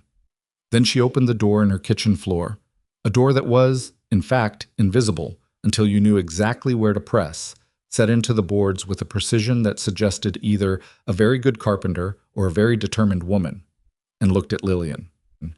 "Roy brings the copies here tonight," she said, "after dark." "Yes. And we tell no one, just us and Roy." Eleanor looked at the door and the floor for a moment. "When Thomas Whitaker didn't show up at that station," she said, "I thought it was going to be one of those situations where a woman comes out here and it breaks her." She looked up. "It wasn't." "No," Lillian agreed. "Don't let what's happening tonight break you either," Eleanor said. "I mean Garrett being out there." Lillian was quiet for a moment. "He knows what he's doing." "Knowing what you're doing doesn't make you safe," Eleanor said. It wasn't unkind. It was the particular honesty of a woman who had lived a long time on a frontier and understood that competence and safety were related but not identical. "I know," Lillian said. And she did know. That was the problem. She helped Eleanor with the rest of supper, and she worked with the focused attention she always brought to immediate tasks. And she did not let herself think too specifically about the canyon 12 miles north of town, or the 5 men who had ridden into it, or one in particular.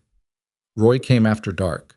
The copies went into Eleanor's root cellar in a tin box that Eleanor had apparently been keeping for exactly this kind of purpose, which said something about Eleanor that Lillian filed away for later. The night passed slowly. She didn't sleep well. She slept in the way that's more like lying in the dark, managing your thoughts, than actually resting, which was better than nothing, and was up before 5, well ahead of Eleanor's usual kitchen fire. She had the coffee made when Clara arrived at 6:30, which meant Clara had heard something and had come directly. "The Purcell brothers came back," Clara said, sitting down without removing her coat. "They were fine. Lost the trail in the canyon. They came around the south side and rode back in an hour ago." "And Garrett?" Lillian said. She said it evenly. "No word yet." Clara looked at her over the coffee cup. "That's not necessarily bad. I know. Battle through it and came out the other side. They could be another 8 or 10 miles north before they stopped." "Clara." "Yes." "You're explaining things to make me feel better." Clara paused. "Yes," she said. "Is it working?"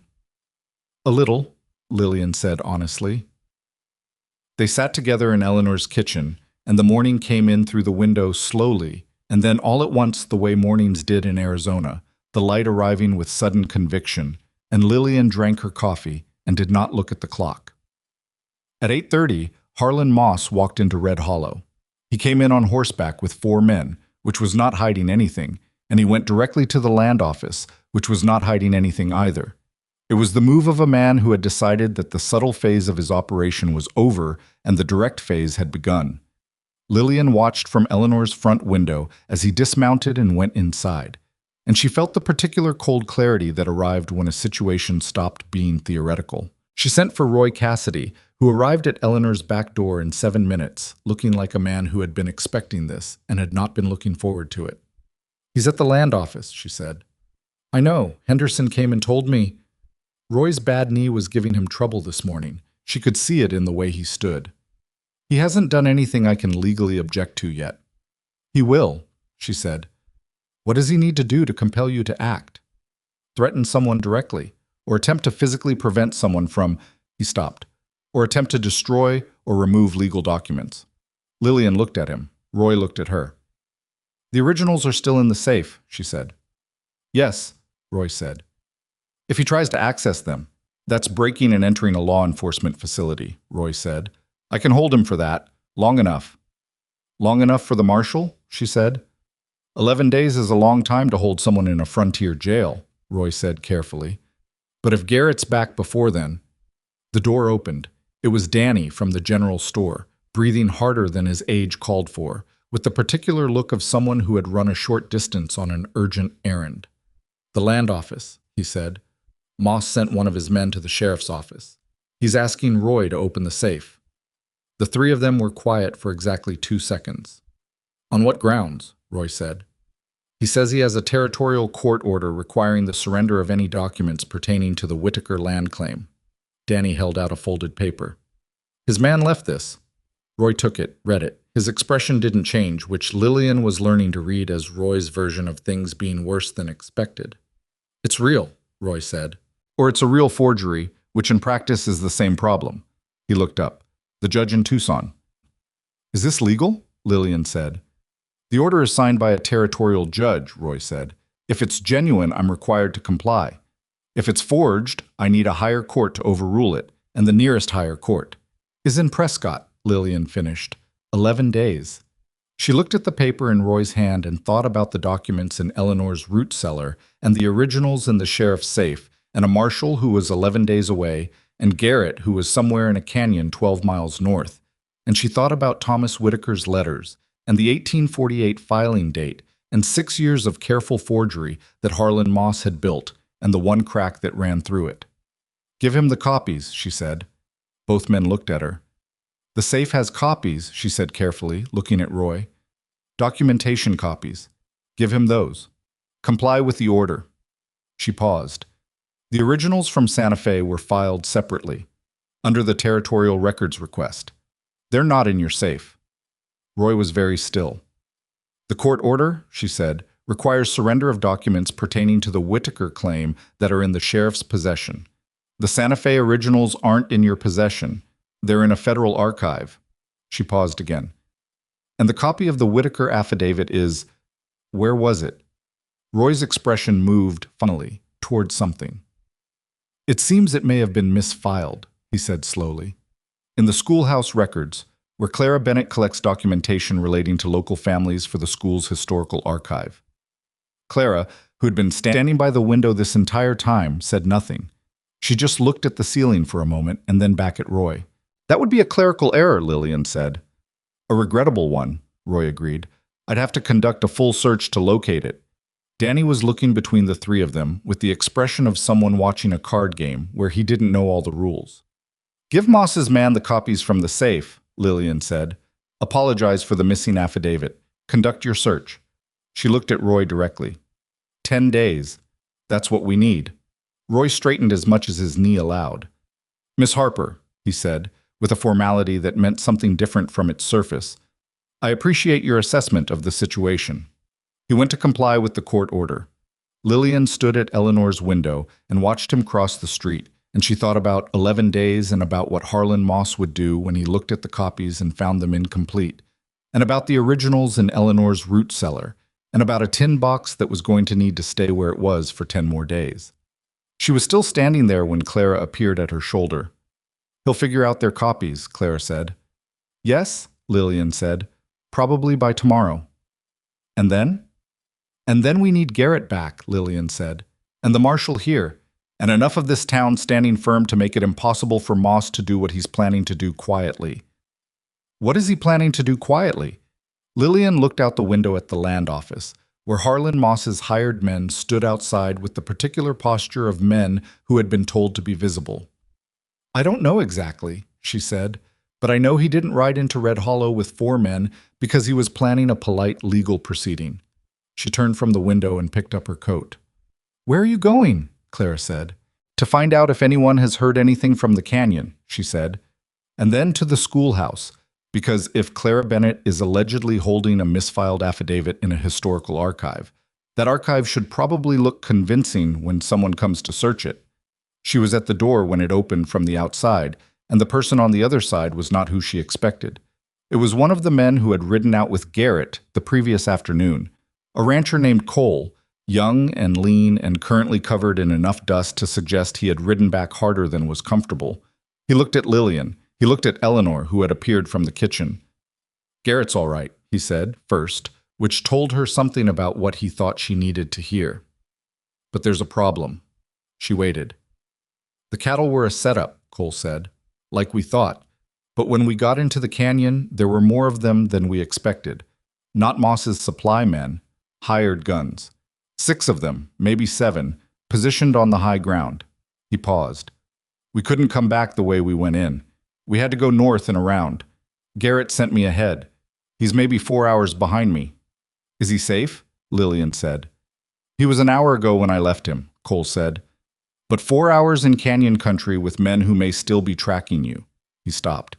He said to tell you that the situation in town is the priority. He said you'd know what he meant. She did know what he meant. She had always known what he meant, even when he said things sideways and at an angle, and dressed in practical language. 4 hours, she said. Maybe less if he pushed the pace, Cole said. He knows how to move. She put on her coat. Tell Roy Cassidy, she said, and then eat something. Eleanor will feed you. She walked out into Red Hollow in the middle of its worst morning in recent memory, with a forged court order in the air, and Harlan Moss at the land office, and the originals of everything that mattered in a tin box under Eleanor's kitchen floor, and she thought about 4 hours and about 10 days, and about the particular quality of a man's voice when he's saying something practical that means something else entirely, and she walked toward the schoolhouse with her head up and her pace steady, the way a woman walks when she has decided she is not going to be moved. The schoolhouse archive was not, in any conventional sense, a real archive. It was a wooden crate under Clara's desk that contained 40 years of accumulated paperwork, school enrollment records, correspondence with the Territorial Education Office, a handwritten ledger of supply requests, 3 years of student performance reports that Clara had written with the thoroughness of someone who believed documentation mattered even when no one was reading it. It looked, in other words, exactly like what it was. The organized chaos of a single teacher running a frontier school with insufficient resources and excessive conscientiousness. What it did not contain, when Lillian arrived and spent 40 minutes working alongside Clara to make it look more substantial, was anything resembling a formal historical archive of local family records. This won't fool anyone for long, Clara said, not with despair but with the precision of someone making an accurate assessment. It doesn't need to fool anyone for long, Lillian said. It needs to create enough procedural confusion that Roy has a legitimate reason to tell Moss's man the affidavit hasn't been located yet. Every day we buy is a day closer to the marshal. You're very good at this, Clara said, handing her a stack of enrollment records to reorganize. At what? At finding the exact amount of truth in a situation that serves the purpose you need without crossing into outright lying. Lillian looked at her. My father called it rhetorical precision. My employers in Philadelphia called it infuriating. What do you call it? Necessary, Lillian said, and put the enrollment records in the crate in a way that looked like they'd been there for years. They were still working when they heard the horse in the main street, and then another, and then the particular quality of sound that a town makes when something significant is arriving. Not panic, but attention, the collective turning of a community toward a point. Clara went to the window first. Then she stepped back without saying anything and let Lillian look. Garrett was riding in from the north road with 3 men behind him, all of them moving at the pace of people who had been riding hard and had decided the last quarter mile didn't require the same urgency. He was upright in the saddle, which was what she looked for first. Upright and moving without the particular stiffness that meant something was wrong beneath the surface. Dusty to an almost comical degree, with his hat at an angle that suggested it had been knocked sideways at some point, and he hadn't noticed or hadn't cared, and his expression, even from the distance of the schoolhouse window, was the controlled, outward-facing version he put on in public, the one that meant he was managing something internal that he wasn't going to display on a main street. He's all right, Lillian said. I can see that, Clara said. I was saying it out loud, Lillian said, for myself. Clara said nothing, which was the right response. She didn't go to him immediately. She understood, from everything she'd come to know about Garrett Vaughn and about the particular geometry of their situation, that the first thing he needed to do was not see her. The first thing he needed to do was get into his office, assess what had happened in his town while he was gone, and have about 15 minutes of being a sheriff before he had to be anything else. She gave him 30. Then she walked to the sheriff's office and knocked, which she hadn't done in weeks because she'd stopped needing to. She came in when she needed to, and he'd stopped being surprised by it. But today felt like a day for knocking. Come in, he said. He was at his desk, which had been reorganized since she'd last been here. Roy had been through it, she could tell, with the slightly different logic of someone who knew where things went, but not why they went there. Garrett had a cup of coffee that was probably already cold. He looked up when she came in, and for just a moment, less than a second, the kind of thing you could only catch if you were watching for it, his expression did something unguarded before he put the professional version back. "You're all right," she said. "I'm fine." He looked at the coffee. "Cole told me what happened here." "Roy gave Moss the copies," she said. "Everything sensitive is where it needs to be. The affidavit is officially misfiled somewhere in Clara's records, which will take Roy some time to locate." He looked up at that. "How long?" "As long as we need, within reason," she said. "The Tucson court order compels Roy to search. It doesn't compel him to find things instantly." Something in his face, not quite a smile, but the territory adjacent to one. "That's going to make Moss angry." "He's already angry," she said. "He came into town this morning with 4 men and a forged court order. Angry is already the operating condition." Garrett set down the coffee. He had the look of a man who needed about 6 hours of sleep and was not going to get them. "What's he doing now?" "As of an hour ago, he was at the hotel. His men are positioned at the north and south ends of the main street." She paused. "He's waiting. I think he expected the documents to be handed over cleanly this morning, and when they weren't, he had to recalibrate. He doesn't have a next move that doesn't make his position worse." "Unless he makes one that's loud enough, it doesn't matter what his position is," Garrett said. She understood what he meant. A man who was losing the legal and procedural battle could always abandon it in favor of something more direct, something that accomplished the same goal through damage and fear rather than paperwork. It was the calculation that men like Moss eventually made when the sophisticated approach stopped working, that it was cheaper to destroy the problem than to continue the argument. "The ranchers," she said. "Are they holding?" "Mace Hendricks is furious about the cattle, and furious enough to do something stupid if someone doesn't manage him carefully," Garrett said. "The Purcells are solid. The smaller landholders," he paused. "Some of them are scared. Scared in a way that makes Moss's offer look better every morning." "What can we do about that?" "Be present," he said. "Make it clear that the legal process is moving, that there's something worth holding on for." He paused. "The marshal being 10 days out is better than the marshal being 11 days out, but it's still 10 days. 9, she said. "It's been a day." He looked at her, 9 days, he said. "Right." She stood up. There were things to do. She had a list in her head that had been growing since morning, and she had established that he was physically intact and mentally functioning, which was what she'd come to establish. And she was going to leave before she said something she hadn't decided to say yet. "Lillian," he said. She stopped. "Cole told me—" He stopped. Started again, which was unusual enough that she turned around. "He said you were the one who thought about the copies, about what to give Moss and what to hold back. Roy said the same thing." "Roy would have gotten there," she said. "Maybe," Garrett said.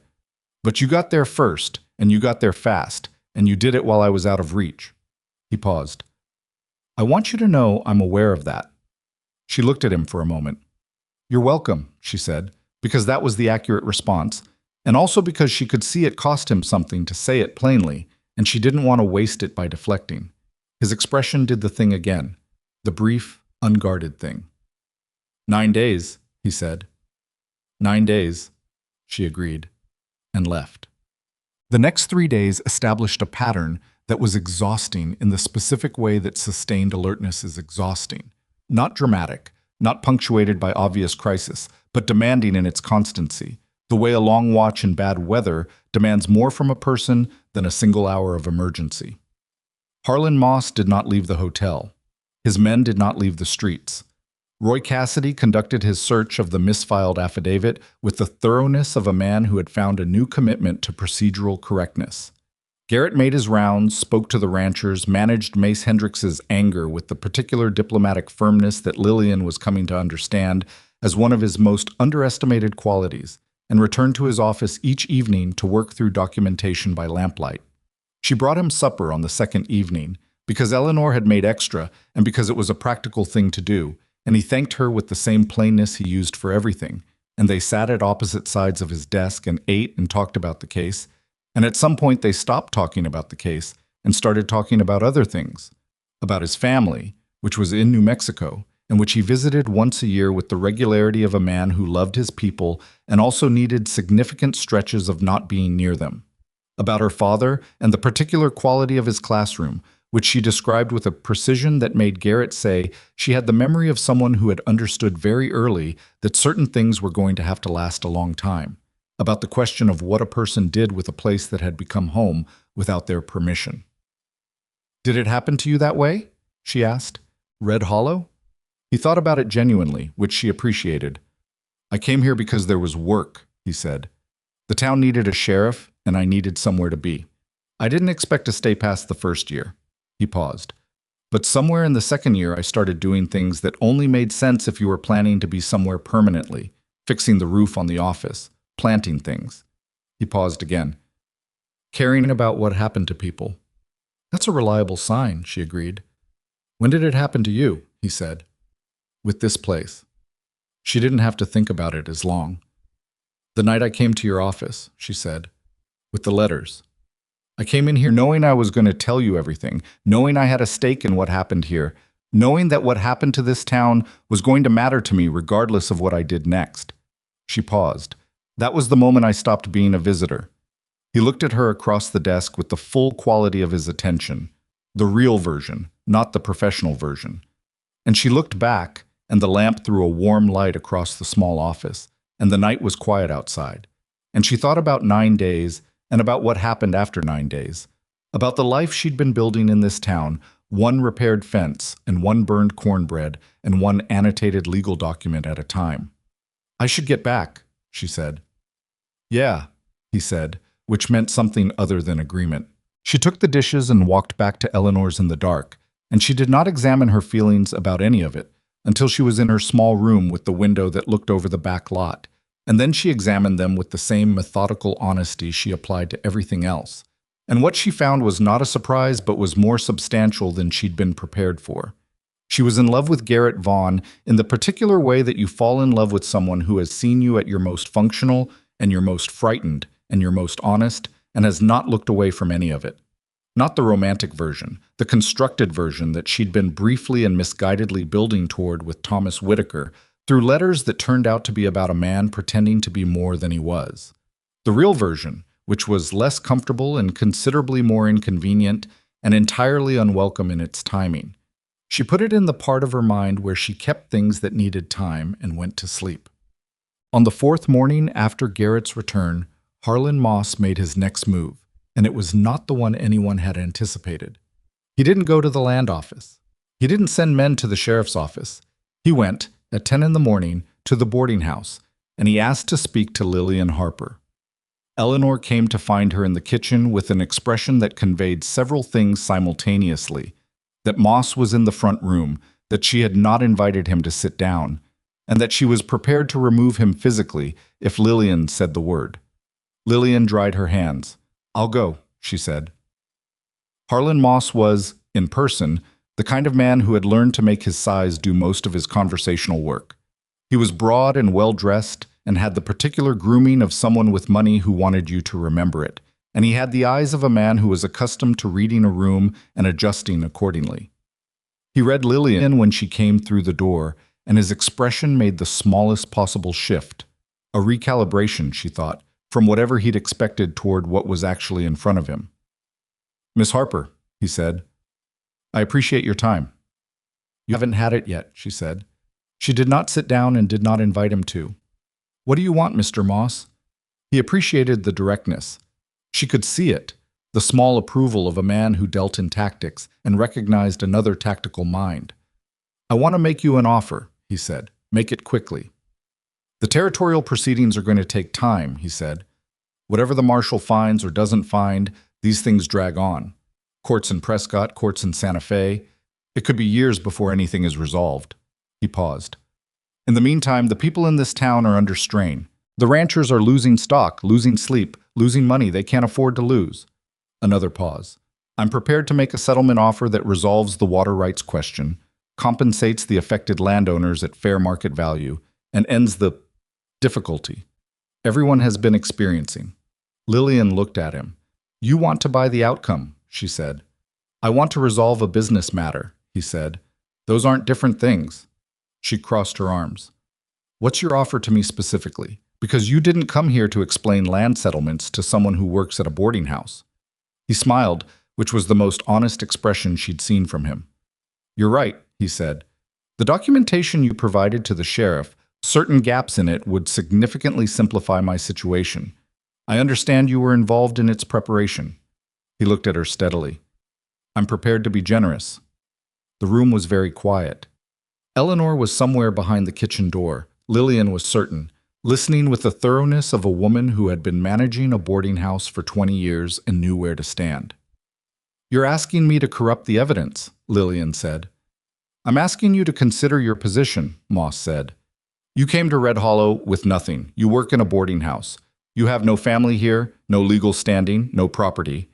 He said it without cruelty, which was somehow worse. Whatever the marshal finds, your situation here is precarious. A woman alone on a frontier has limited options, and the people who could protect those options are not always going to be present. The threat in that last sentence was as carefully placed as everything else he'd said, not overt.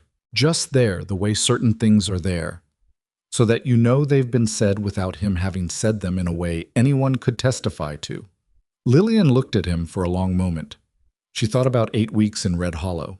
She thought about the cornbread and the pump handle and the letters and Eleanor's root cellar and 40 children in a schoolhouse and a man at his desk by lamplight who was bad at saying what he meant and whose jaw did a specific thing when he was managing feelings he hadn't decided to have. She thought about standing at a train station with $8.40 and a suitcase and a folded note that said inconvenience. Mr. Moss, she said, I grew up watching men use other men's money to make problems disappear.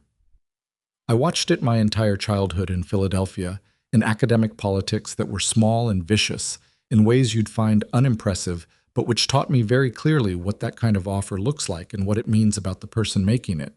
She paused. It means you're losing. Something moved in his expression. Not the small approval this time. A man who was winning, she continued, doesn't come to a boarding house to negotiate with a woman who works in the kitchen. She moved to the door and opened it. The answer is no. It will continue to be no.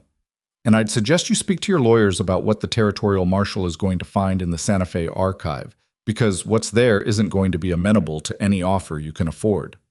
He looked at her. The groomed, careful face had something underneath it now. Not quite anger, but the precursor of it. The place where a controlled man goes when his control has been questioned. You should be careful, Miss Harper, he said. People keep telling me that, she said. I find it more motivating than cautionary. She held the door. Good morning, Mr. Moss. He left. She closed the door behind him and stood with her back to it for exactly the time it took Eleanor to come through the kitchen doorway, with an expression that contained in equal measure alarm and something that was unmistakably pride. Well, Eleanor said. Yes, Lillian agreed. You should tell Garrett. I'm going now. Garrett's response to her account of the conversation was almost entirely in his jaw, which was doing the thing with considerable intensity. He let her finish before he said anything, which was his consistent quality and one she had come to rely on. He threatened you, he said. When he said it flat like that, stripped of everything else, it was more serious than anger would have been. Carefully, she said, in a way he can deny. I know he does it, Garrett said. He stood up. I'm going to… Garrett. She said it in the tone that meant stop. He stopped. If you go to the hotel and confront him, you give him exactly what he needs. He'll file a complaint with the territorial office about harassment. He'll claim the sheriff is acting on personal grounds. And every legitimate piece of what we've built against him gets complicated by the fact that you walked into his hotel room because he said something to a woman you… She stopped. The unfinished sentence sat in the room. Garrett looked at her. She looked back. Neither of them addressed the unfinished sentence, which was the only possible way to handle it at that moment. 6 days, he said finally. 6 days, she agreed. He sat back down. He picked up a pen and put it down and picked it up again, which was the closest she'd ever seen him come to fidgeting. I don't like this, he said. I know. The threat he made was the move of a man out of options, she said. He came to me because he's exhausted the other avenues. The copies Roy gave him are incomplete. The affidavit is unfindable. The Santa Fe archive is beyond his reach without a federal order he can't get in time. She paused. He's rattling the cage because he can't get the door open. Garrett looked at her. You're not scared, he said. It wasn't quite an accusation, but there was something in it, concern wearing the clothes of observation. I'm scared, she said. I'm just not letting it make decisions for me. She paused. There's a difference. He held her gaze. She held it back. And in the space of that held gaze, something was communicated that neither of them put into words, but both understood completely, the way people who have been paying careful attention to each other for weeks understand things without requiring them to be spoken. Stay close to town, he said. Not an order, a request. I will, she said, meaning it. Thomas Whitaker came to the sheriff's office on the 5th day, which surprised Lillian because she hadn't expected him to come back at all after his affidavit. But he came in on a Thursday morning when she happened to be there dropping off a revised version of the document index. And he looked between the two of them with the expression of someone who had been thinking about something for several days and had decided to say it. Moss came to the ranch, he said. Garrett was very still. When? Yesterday. He came himself, which my mother said was unusual. He made an offer on the land. Thomas paused. Higher than the last one. High enough that my mother wants to discuss it seriously. What do you want? Lillian said. He looked at her, then at Garrett. I want to know if the marshal is actually coming, if there's actually a case. He said it without defensiveness, just the plain exhaustion of a man who had been fighting something for months and needed to know if it was worth continuing. Because if this is going to collapse anyway, I need to know now. My family's financial situation. If we lose the land dispute and we've already turned down Moss's offer, we could end up with nothing. Garrett put the pen down. The marshal is coming, he said. He's 6 days out. The case is real. The Santa Fe records are genuine and they predate any claim Moss can make by 6 years. He paused. Thomas, if you sell now, you lose. Not just the land, the water rights, the ranch's long-term value, everything your family built here in 30 years. Moss will pay you a fair price for a fraction of what it's actually worth, and he knows it, and that's why he's come to you now instead of 6 months ago. Thomas looked at his hat. My mother, he said, and then stopped, because there wasn't really a sentence that completed that which covered what he was trying to say about the particular weight of a mother who had made decisions for a family for 30 years and wasn't easily convinced to stop. Bring her to meet with me, Garrett said. Tomorrow morning. I'll show her everything. The Santa Fe documentation, the timeline, what we have against Moss. She should make her decision with full information. He paused. And Thomas, well, whatever you decide about the land, the affidavit stands. You gave your testimony. That doesn't change. Thomas nodded slowly. He glanced at Lillian once more on his way out. Not with longing or regret, she noted, but with something simpler and less complicated. Recognition, maybe, of who she was, now that he could see it clearly. She found she didn't mind that, actually. Margaret Whitaker came the next morning, and she was nothing like her son. Where Thomas had his father's hesitancy dressed up in good intentions, Margaret had the bone-deep practicality of a woman who had survived the frontier for 30 years by making decisions quickly and being right more often than she was wrong. She was in her 60s, upright and unsentimental, and she looked at the documentation Garrett spread before her with the focus of someone who had been managing ranch accounts since before Thomas was born. She took 40 minutes. She read everything twice. She asked 4 questions, all of them precise, and when she was done, she sat back and looked at Garrett with an expression that had moved, visibly and without ceremony, from skepticism to something different. 6 years, she said. The filing predates his claim by 6 years. Yes, Garrett said. She looked at Lillian, who was sitting to Garrett's left and had been introduced as the person who organized the documentation. Margaret Whitaker assessed her in the way of a woman who had no patience for performing appraisals, just conducting them. You're the one from Philadelphia, she said. Yes, Lillian said. Thomas behaved badly. He did, Lillian said. He knew it, Margaret said.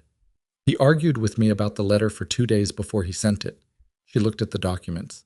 I told him to send it. The room was quiet.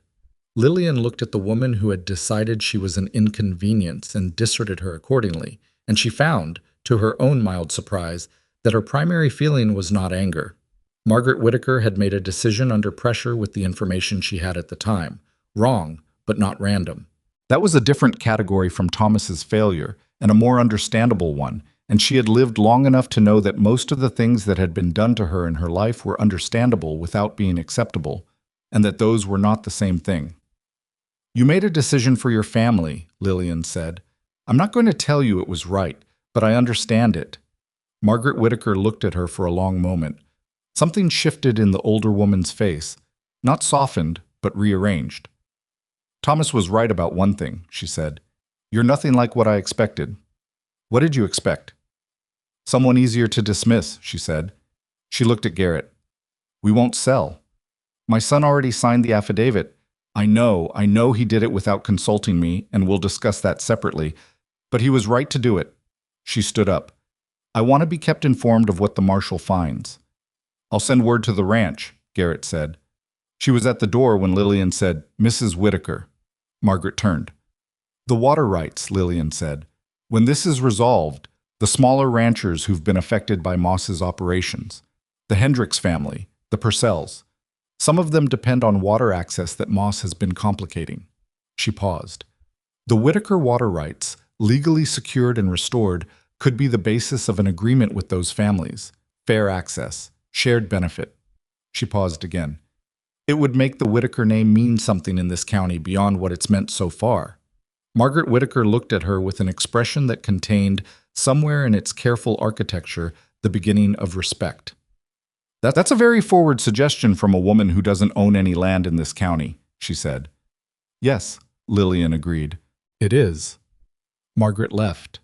Garrett looked at the closed door and then at Lillian with an expression she couldn't immediately categorize. "What?" she said. "Nothing," he said. "You're just—" He stopped. "Finish the sentence," she said. "Consistent," he said, which was clearly not the first word he'd chosen. She let it go. There were 5 days left. The 5th day before the marshal's arrival was a Sunday, which Red Hollow marked with the relative quiet of a town that rested in its own way. The market closed, the loudest elements of the saloon trade sleeping it off, the particular hush of a community that had agreed, without discussing it, to be still for a few hours. Lillian had been walking back from the schoolhouse. She'd gone to reorganize the archive that was allegedly housing a misfiled affidavit to make sure it remained convincingly disordered, when she came around the corner and nearly walked into one of Moss's hired men. Not the one from the alley. A different one, larger and with the kind of eyes that didn't land on anything in particular because they were watching everything at once. She stopped. He stopped. "Miss Harper," he said. She had not told him her name. She had not needed to. "Yes," she said. "Mr. Moss thought you might reconsider his offer," he said. "Given some time." "He was mistaken," she said. The man looked at her, not with aggression, but with the professional blankness of someone conveying a message rather than delivering his own. "Mr. Moss would like you to think carefully about your answer," he said. "He's a patient man, generally, but the next few days may test that." "Is that a threat?" she said. "It's information," he said. "What you do with it is up to you." He tipped his hat and walked past her. She stood on the empty Sunday street and waited until she could no longer hear his footsteps. Her heart was doing something inconvenient. She had told Garrett she was scared, but not letting it make decisions, and that remained true, but the gap between those two things was wider than she'd represented it, and she was very aware of it on an empty Sunday street. She went directly to Garrett. He was not at his office. He was at the far end of the main street talking to Roy, and she came toward him fast enough that both men registered her approach before she spoke. Garrett's expression shifted, the specific shift that meant he'd read something in her posture before she said anything. "What happened?" he said. She told him. He listened. Roy listened. When she finished, Garrett looked at Roy in a way that communicated something compressed and efficient, and Roy nodded once and turned toward the hotel end of the street. "I'm moving you," Garrett said. "Moving me where?" "Somewhere that isn't the boarding house," he said. "If Moss has decided you're worth pressuring directly—" "He's already decided that," she said. "He came to Eleanor's 4 days ago." That was a negotiation. This is escalation. His jaw was doing the thing with more force than usual. Clara Bennett's house. She has a spare room and she's not connected to this publicly the way Eleanor is. I don't want to put Clara in. Clara already knows the situation, he said. She'll want you there, and it's temporary. He looked at her directly. 4 days. She thought about Eleanor's boarding house, her small room, the window that looked over the back lot. She thought about roots, about the ways people became attached to places without planning to. She thought about 4 days. All right, she said. She packed what she needed in 20 minutes. The same capability that had packed a life into one suitcase in Philadelphia, now reduced to an overnight bag and the tin box from Eleanor's root cellar, which Eleanor pressed into her hands with the particular firmness of a woman who had made a decision and didn't require discussion about it. The originals, Eleanor said. They go where you go. Eleanor, I'll be fine, Eleanor said. I've been managing difficult men in this town since 1868. Go. Clara's house was 3 streets from the main road, set back from the street with the same struggling garden that seemed to define every property in Red Hollow that was tended by someone who genuinely tried. Clara had the spare room ready before Lillian arrived, which meant Garrett had sent word ahead, which meant this had been discussed without her, which she chose not to be irritated about because the outcome was reasonable even if the process bypassed her. This is temporary, Lillian said, setting her bag down. Of course, Clara said, in the tone of someone agreeing with something they expect to be more complicated than stated. That night, she lay in Clara's spare room with the tin box under the bed and listened to the sounds of a different street, different ambient sounds, different distances. The particular way sound traveled differently from this angle of the town. She was thinking about Thomas Whitaker's letters, about an 1848 filing date that had cracked Harlan Moss's entire construction, about the way a single detail held in the right memory at the right moment could change the direction of something that had seemed immovable. She was thinking about that when she heard the sound. It was not loud. It was the specific sound of something burning, not explosively, not dramatically, but with the quiet, efficient ambition of fire that had been set deliberately and given enough material to work with before anyone noticed. She was at the window in seconds. Clara was in the doorway behind her 10 seconds after that. The orange glow was coming from the direction of the main street, not the boarding house. She confirmed that first, with the particular relief of someone who has people to account for. Further down, the direction of the sheriff's office. The office, Clara said, already moving. The originals are here, Lillian said, looking at the space under the bed. Whatever burns, the case is intact. But she was already pulling on her boots because the sheriff's office was where Garrett slept when things were difficult. And she had seen the light on there at 11 o'clock most nights for the past 2 weeks, and 4 days was not the same thing as 0 days, and a deliberate fire set at midnight was not the same thing as an empty building. She ran. The street was coming to life around her, people emerging from houses, voices calling across the dark. And the fire was at the far end of the main street, not the sheriff's office, but the building next to it, the land office, which was either a coincidence or the most transparent misdirection she'd ever encountered, and she came around the corner and saw Garrett standing in the street directing 2 men with water buckets, and she felt the specific, uncomplicated relief of a person who has been running toward something terrible and arrived to find it manageable. He turned when he saw her.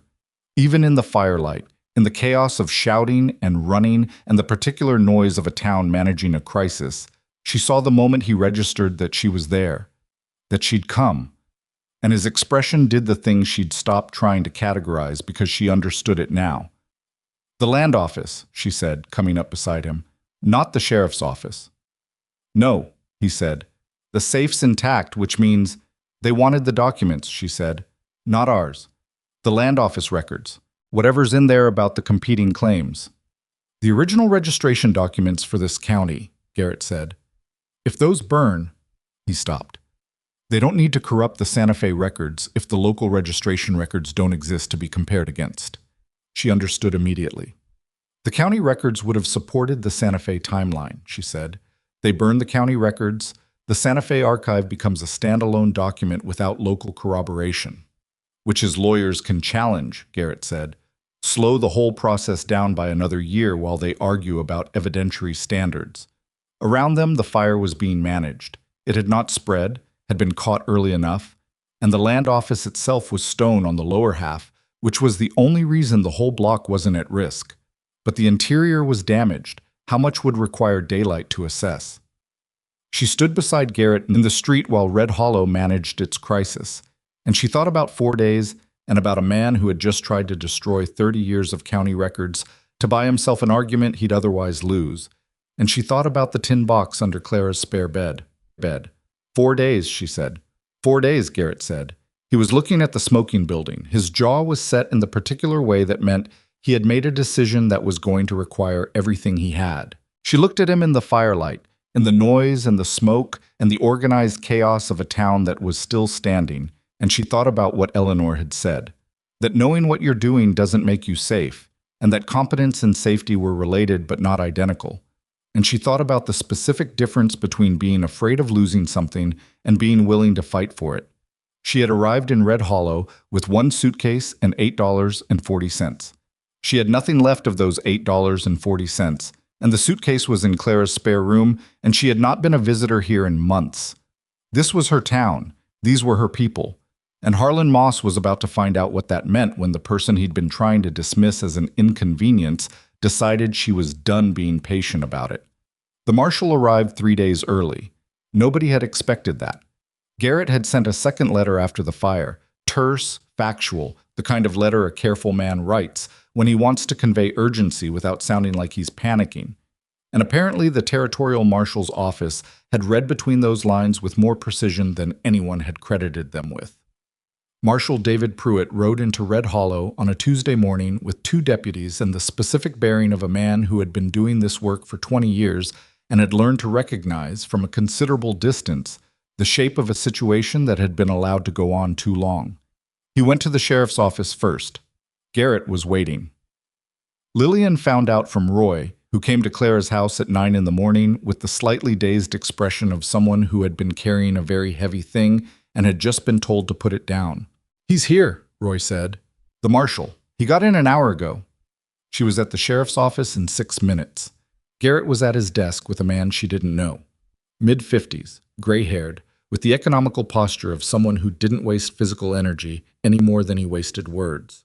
Pruitt looked at her when she came in with the assessing attention of a man who cataloged people quickly and filed them accurately. "This is Lillian Harper," Garrett said. "She organized the documentation." Pruitt looked at the stack of papers on the desk, her index, her annotated timeline, the sequenced letters, and back at her. "You did this?" he said.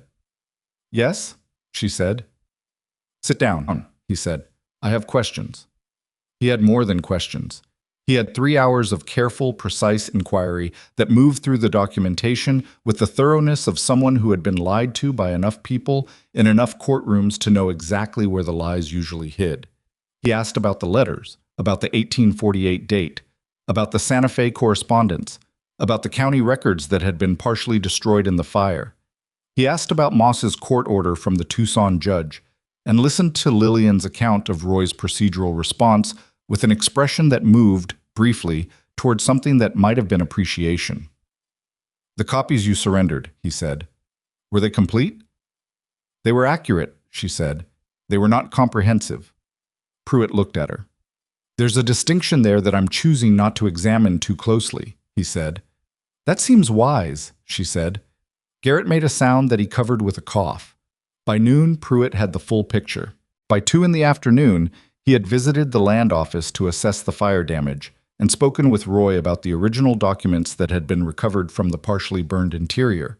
Enough remained, it turned out, to corroborate the timeline, which Moss's people had apparently not understood when they set the fire.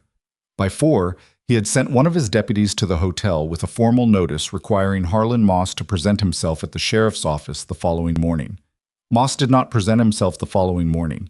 He presented himself that same evening, which meant he had lawyers in the hotel room already, and they had told him that waiting until morning was worse than going now. He came in with 2 of them, careful men in expensive coats who looked at the documentation with the particular focus of people calculating how bad this was going to be. It was, as it turned out, very bad for Harlan Moss. Lillian was not in the sheriff's office for that conversation. She was at Eleanor's, having moved back that afternoon when Garrett told her the marshal's presence changed the risk calculus. She sat in Eleanor's kitchen and drank coffee that went cold and waited in the specific way she'd been waiting for 3 weeks. Not passively, not anxiously, but with the quality of attention she gave to things she had done everything possible to influence and could now only observe. Eleanor sat across from her and did not offer reassurance, which was one of the things Lillian had come to appreciate most about Eleanor Briggs. She just sat there, present and solid, which was worth more than reassurance anyway. At 9 o'clock, Clara came through the back door with her coat still on and her glasses slightly askew, which meant she'd walked fast. "It's done," Clara said. "Pruitt arrested 2 of Moss's men for the arson. Moss himself is being held on charges of land fraud, document falsification, and intimidation of witnesses, pending a full territorial hearing." She paused. "The Tucson judge's involvement is being referred to the territorial governor's office." Eleanor set down her cup. Lillian said nothing for a moment. She looked at her hands on the table and felt the weight of the past 3 weeks settle, and then, slowly, begin to lift. Not all at once, not cleanly, but in the way that real things resolve, which is gradually and with the residue of effort still visible in every part of it. "The Whitaker land?" she said. "Protected," Clara said. "Pruitt issued an injunction this afternoon. Nothing moves on that claim until the hearing." Eleanor stood up and went to the cupboard and came back with a bottle of something that she poured into 3 cups without asking anyone's preference. She set them on the table. She did not make a toast.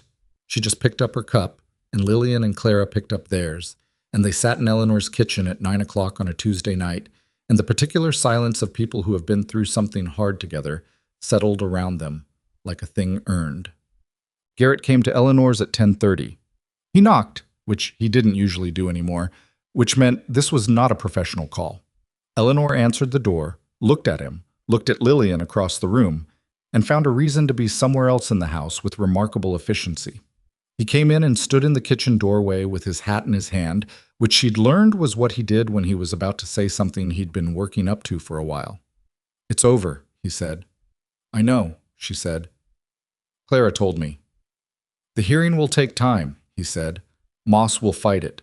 His lawyers will—" "Garrett," she said. He stopped. "You can say the thing you came to say," she said.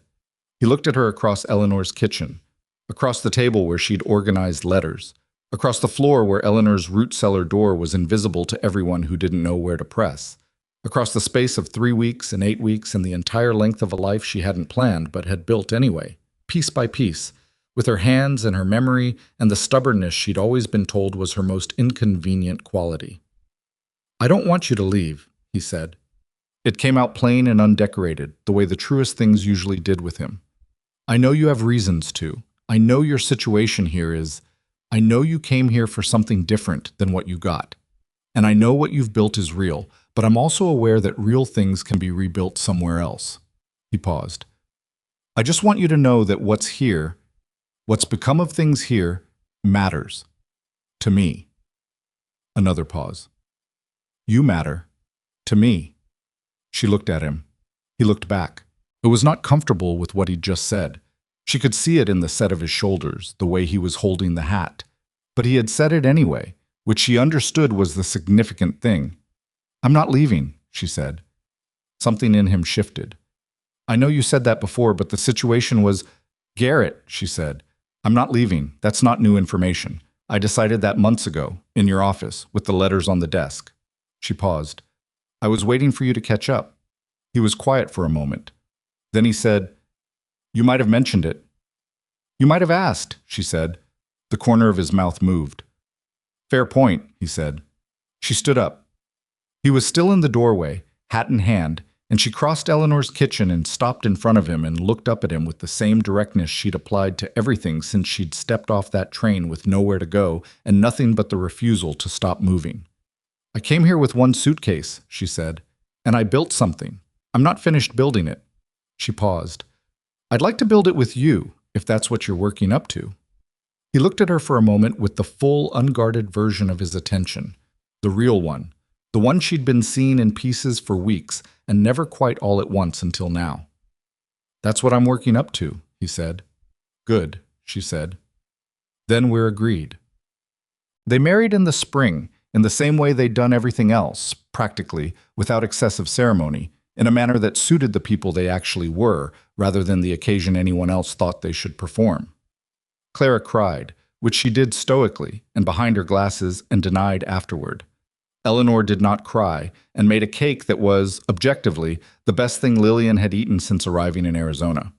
Roy Cassidy shook Garrett's hand with the solemnity of a man witnessing something he'd been anticipating for some time.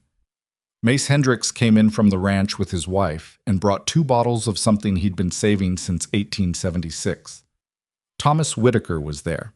It was a small town, and the invitation had been Clara's idea, and Lillian had agreed because she was not a person who held on to things that didn't serve any purpose.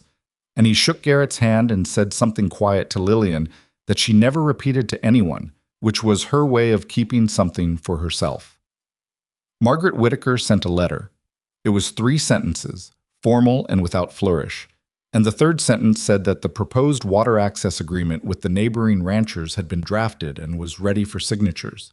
It was, for Margaret Whitaker, approximately the equivalent of a standing ovation. The territorial hearing took 4 months. Harlan Moss was convicted of land fraud and document falsification and sentenced to 5 years, reduced on appeal to 3, which was not everything anyone wanted, but was enough to end his operations in the county permanently and return the legal standing of every property he'd been pressuring. The Tucson judge resigned before the governor's office could complete its referral, which was its own kind of outcome. Lillian used the water access agreement as the foundation for something larger, a formal compact between the 12 ranch families with water rights in the county, a legal structure that her father's education and her 3 years of managing someone else's household and her 8 weeks of surviving with nothing had all, in their different ways, prepared her to draft. It was not perfect. It took 2 years to finalize, and there were arguments and setbacks and 3 occasions on which Mace Hendricks and the older Purcell brother came close to undoing the whole thing over a disagreement about seasonal allocation. But it held. It held because the people involved needed it to hold, and because Lillian sat in enough rooms and wrote enough letters and said the right things at the right moments to enough people that the alternative always seemed worse than continuing. The school expanded in the 2nd year. Clara got an assistant, a young woman from Albuquerque who had heard about the Red Hollow School in the particular way that news about unusual things traveled across the frontier, person to person, revised and elaborated in the telling. Lillian helped Clara write the curriculum materials, which Clara used for the next 15 years, and which were eventually copied, with modifications, by 3 other frontier schools in the territory. Pete Dawson passed his reading test. He came to tell Lillian personally, which she had not expected, and stood in her doorway with the gravity of an 8-year-old delivering important news and said, "I got the highest score." "I know," she said. "Clara told me." "She said it was because I stopped throwing things," he said. "It probably helped," Lillian agreed. He left. She stood in the doorway of the house she and Garrett had moved into the previous fall. A proper house, not large, with a kitchen that she had made hers in the ways that mattered, and a garden that was still mostly theoretical but showing signs of intention. And she watched Pete Dawson walk back down the street with the particular walk of a child who has recently been told he is good at something. She thought about what it meant to build a life. Not the version she'd been sold in the letters from a man who had thought she was a convenient solution to a problem. The managed version, the life as transaction, the arrangement that would provide security in exchange for compliance. The actual version, the one that was made up of burned cornbread and broken pump handles and letters, organized in the right sequence, and a root cellar and a kitchen floor, and a man who said difficult things plainly when he'd worked up to them in a town that had needed her in ways she hadn't known she was capable of fulfilling. She had not arrived in Red Hollow with anything useful except herself, and it had turned out that she was, in fact, quite useful. More than that, necessary. Not to any one person, not as a dependent or a dependent maker, but necessary in the way that anyone is necessary when they commit fully to the place and people they've chosen and bring everything they have to the daily, imperfect, ongoing work of belonging somewhere. There is a thing that people say about the frontier, about the women who came out to it, that they were brave, that they were resilient, that they endured. And those things are true, but they are not the whole truth. The whole truth is that most of them were also angry sometimes, and wrong sometimes, and scared more often than anyone recorded, and that they burned the cornbread and fixed the pump handle and kept the letters, and sat in someone else's kitchen at 10 o'clock at night, wondering whether any of it was going to be enough.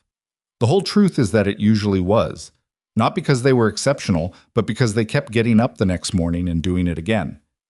Because the getting up was the thing, not the arrival, not the triumph, not the moment the marshal rode in and the forged deed was exposed.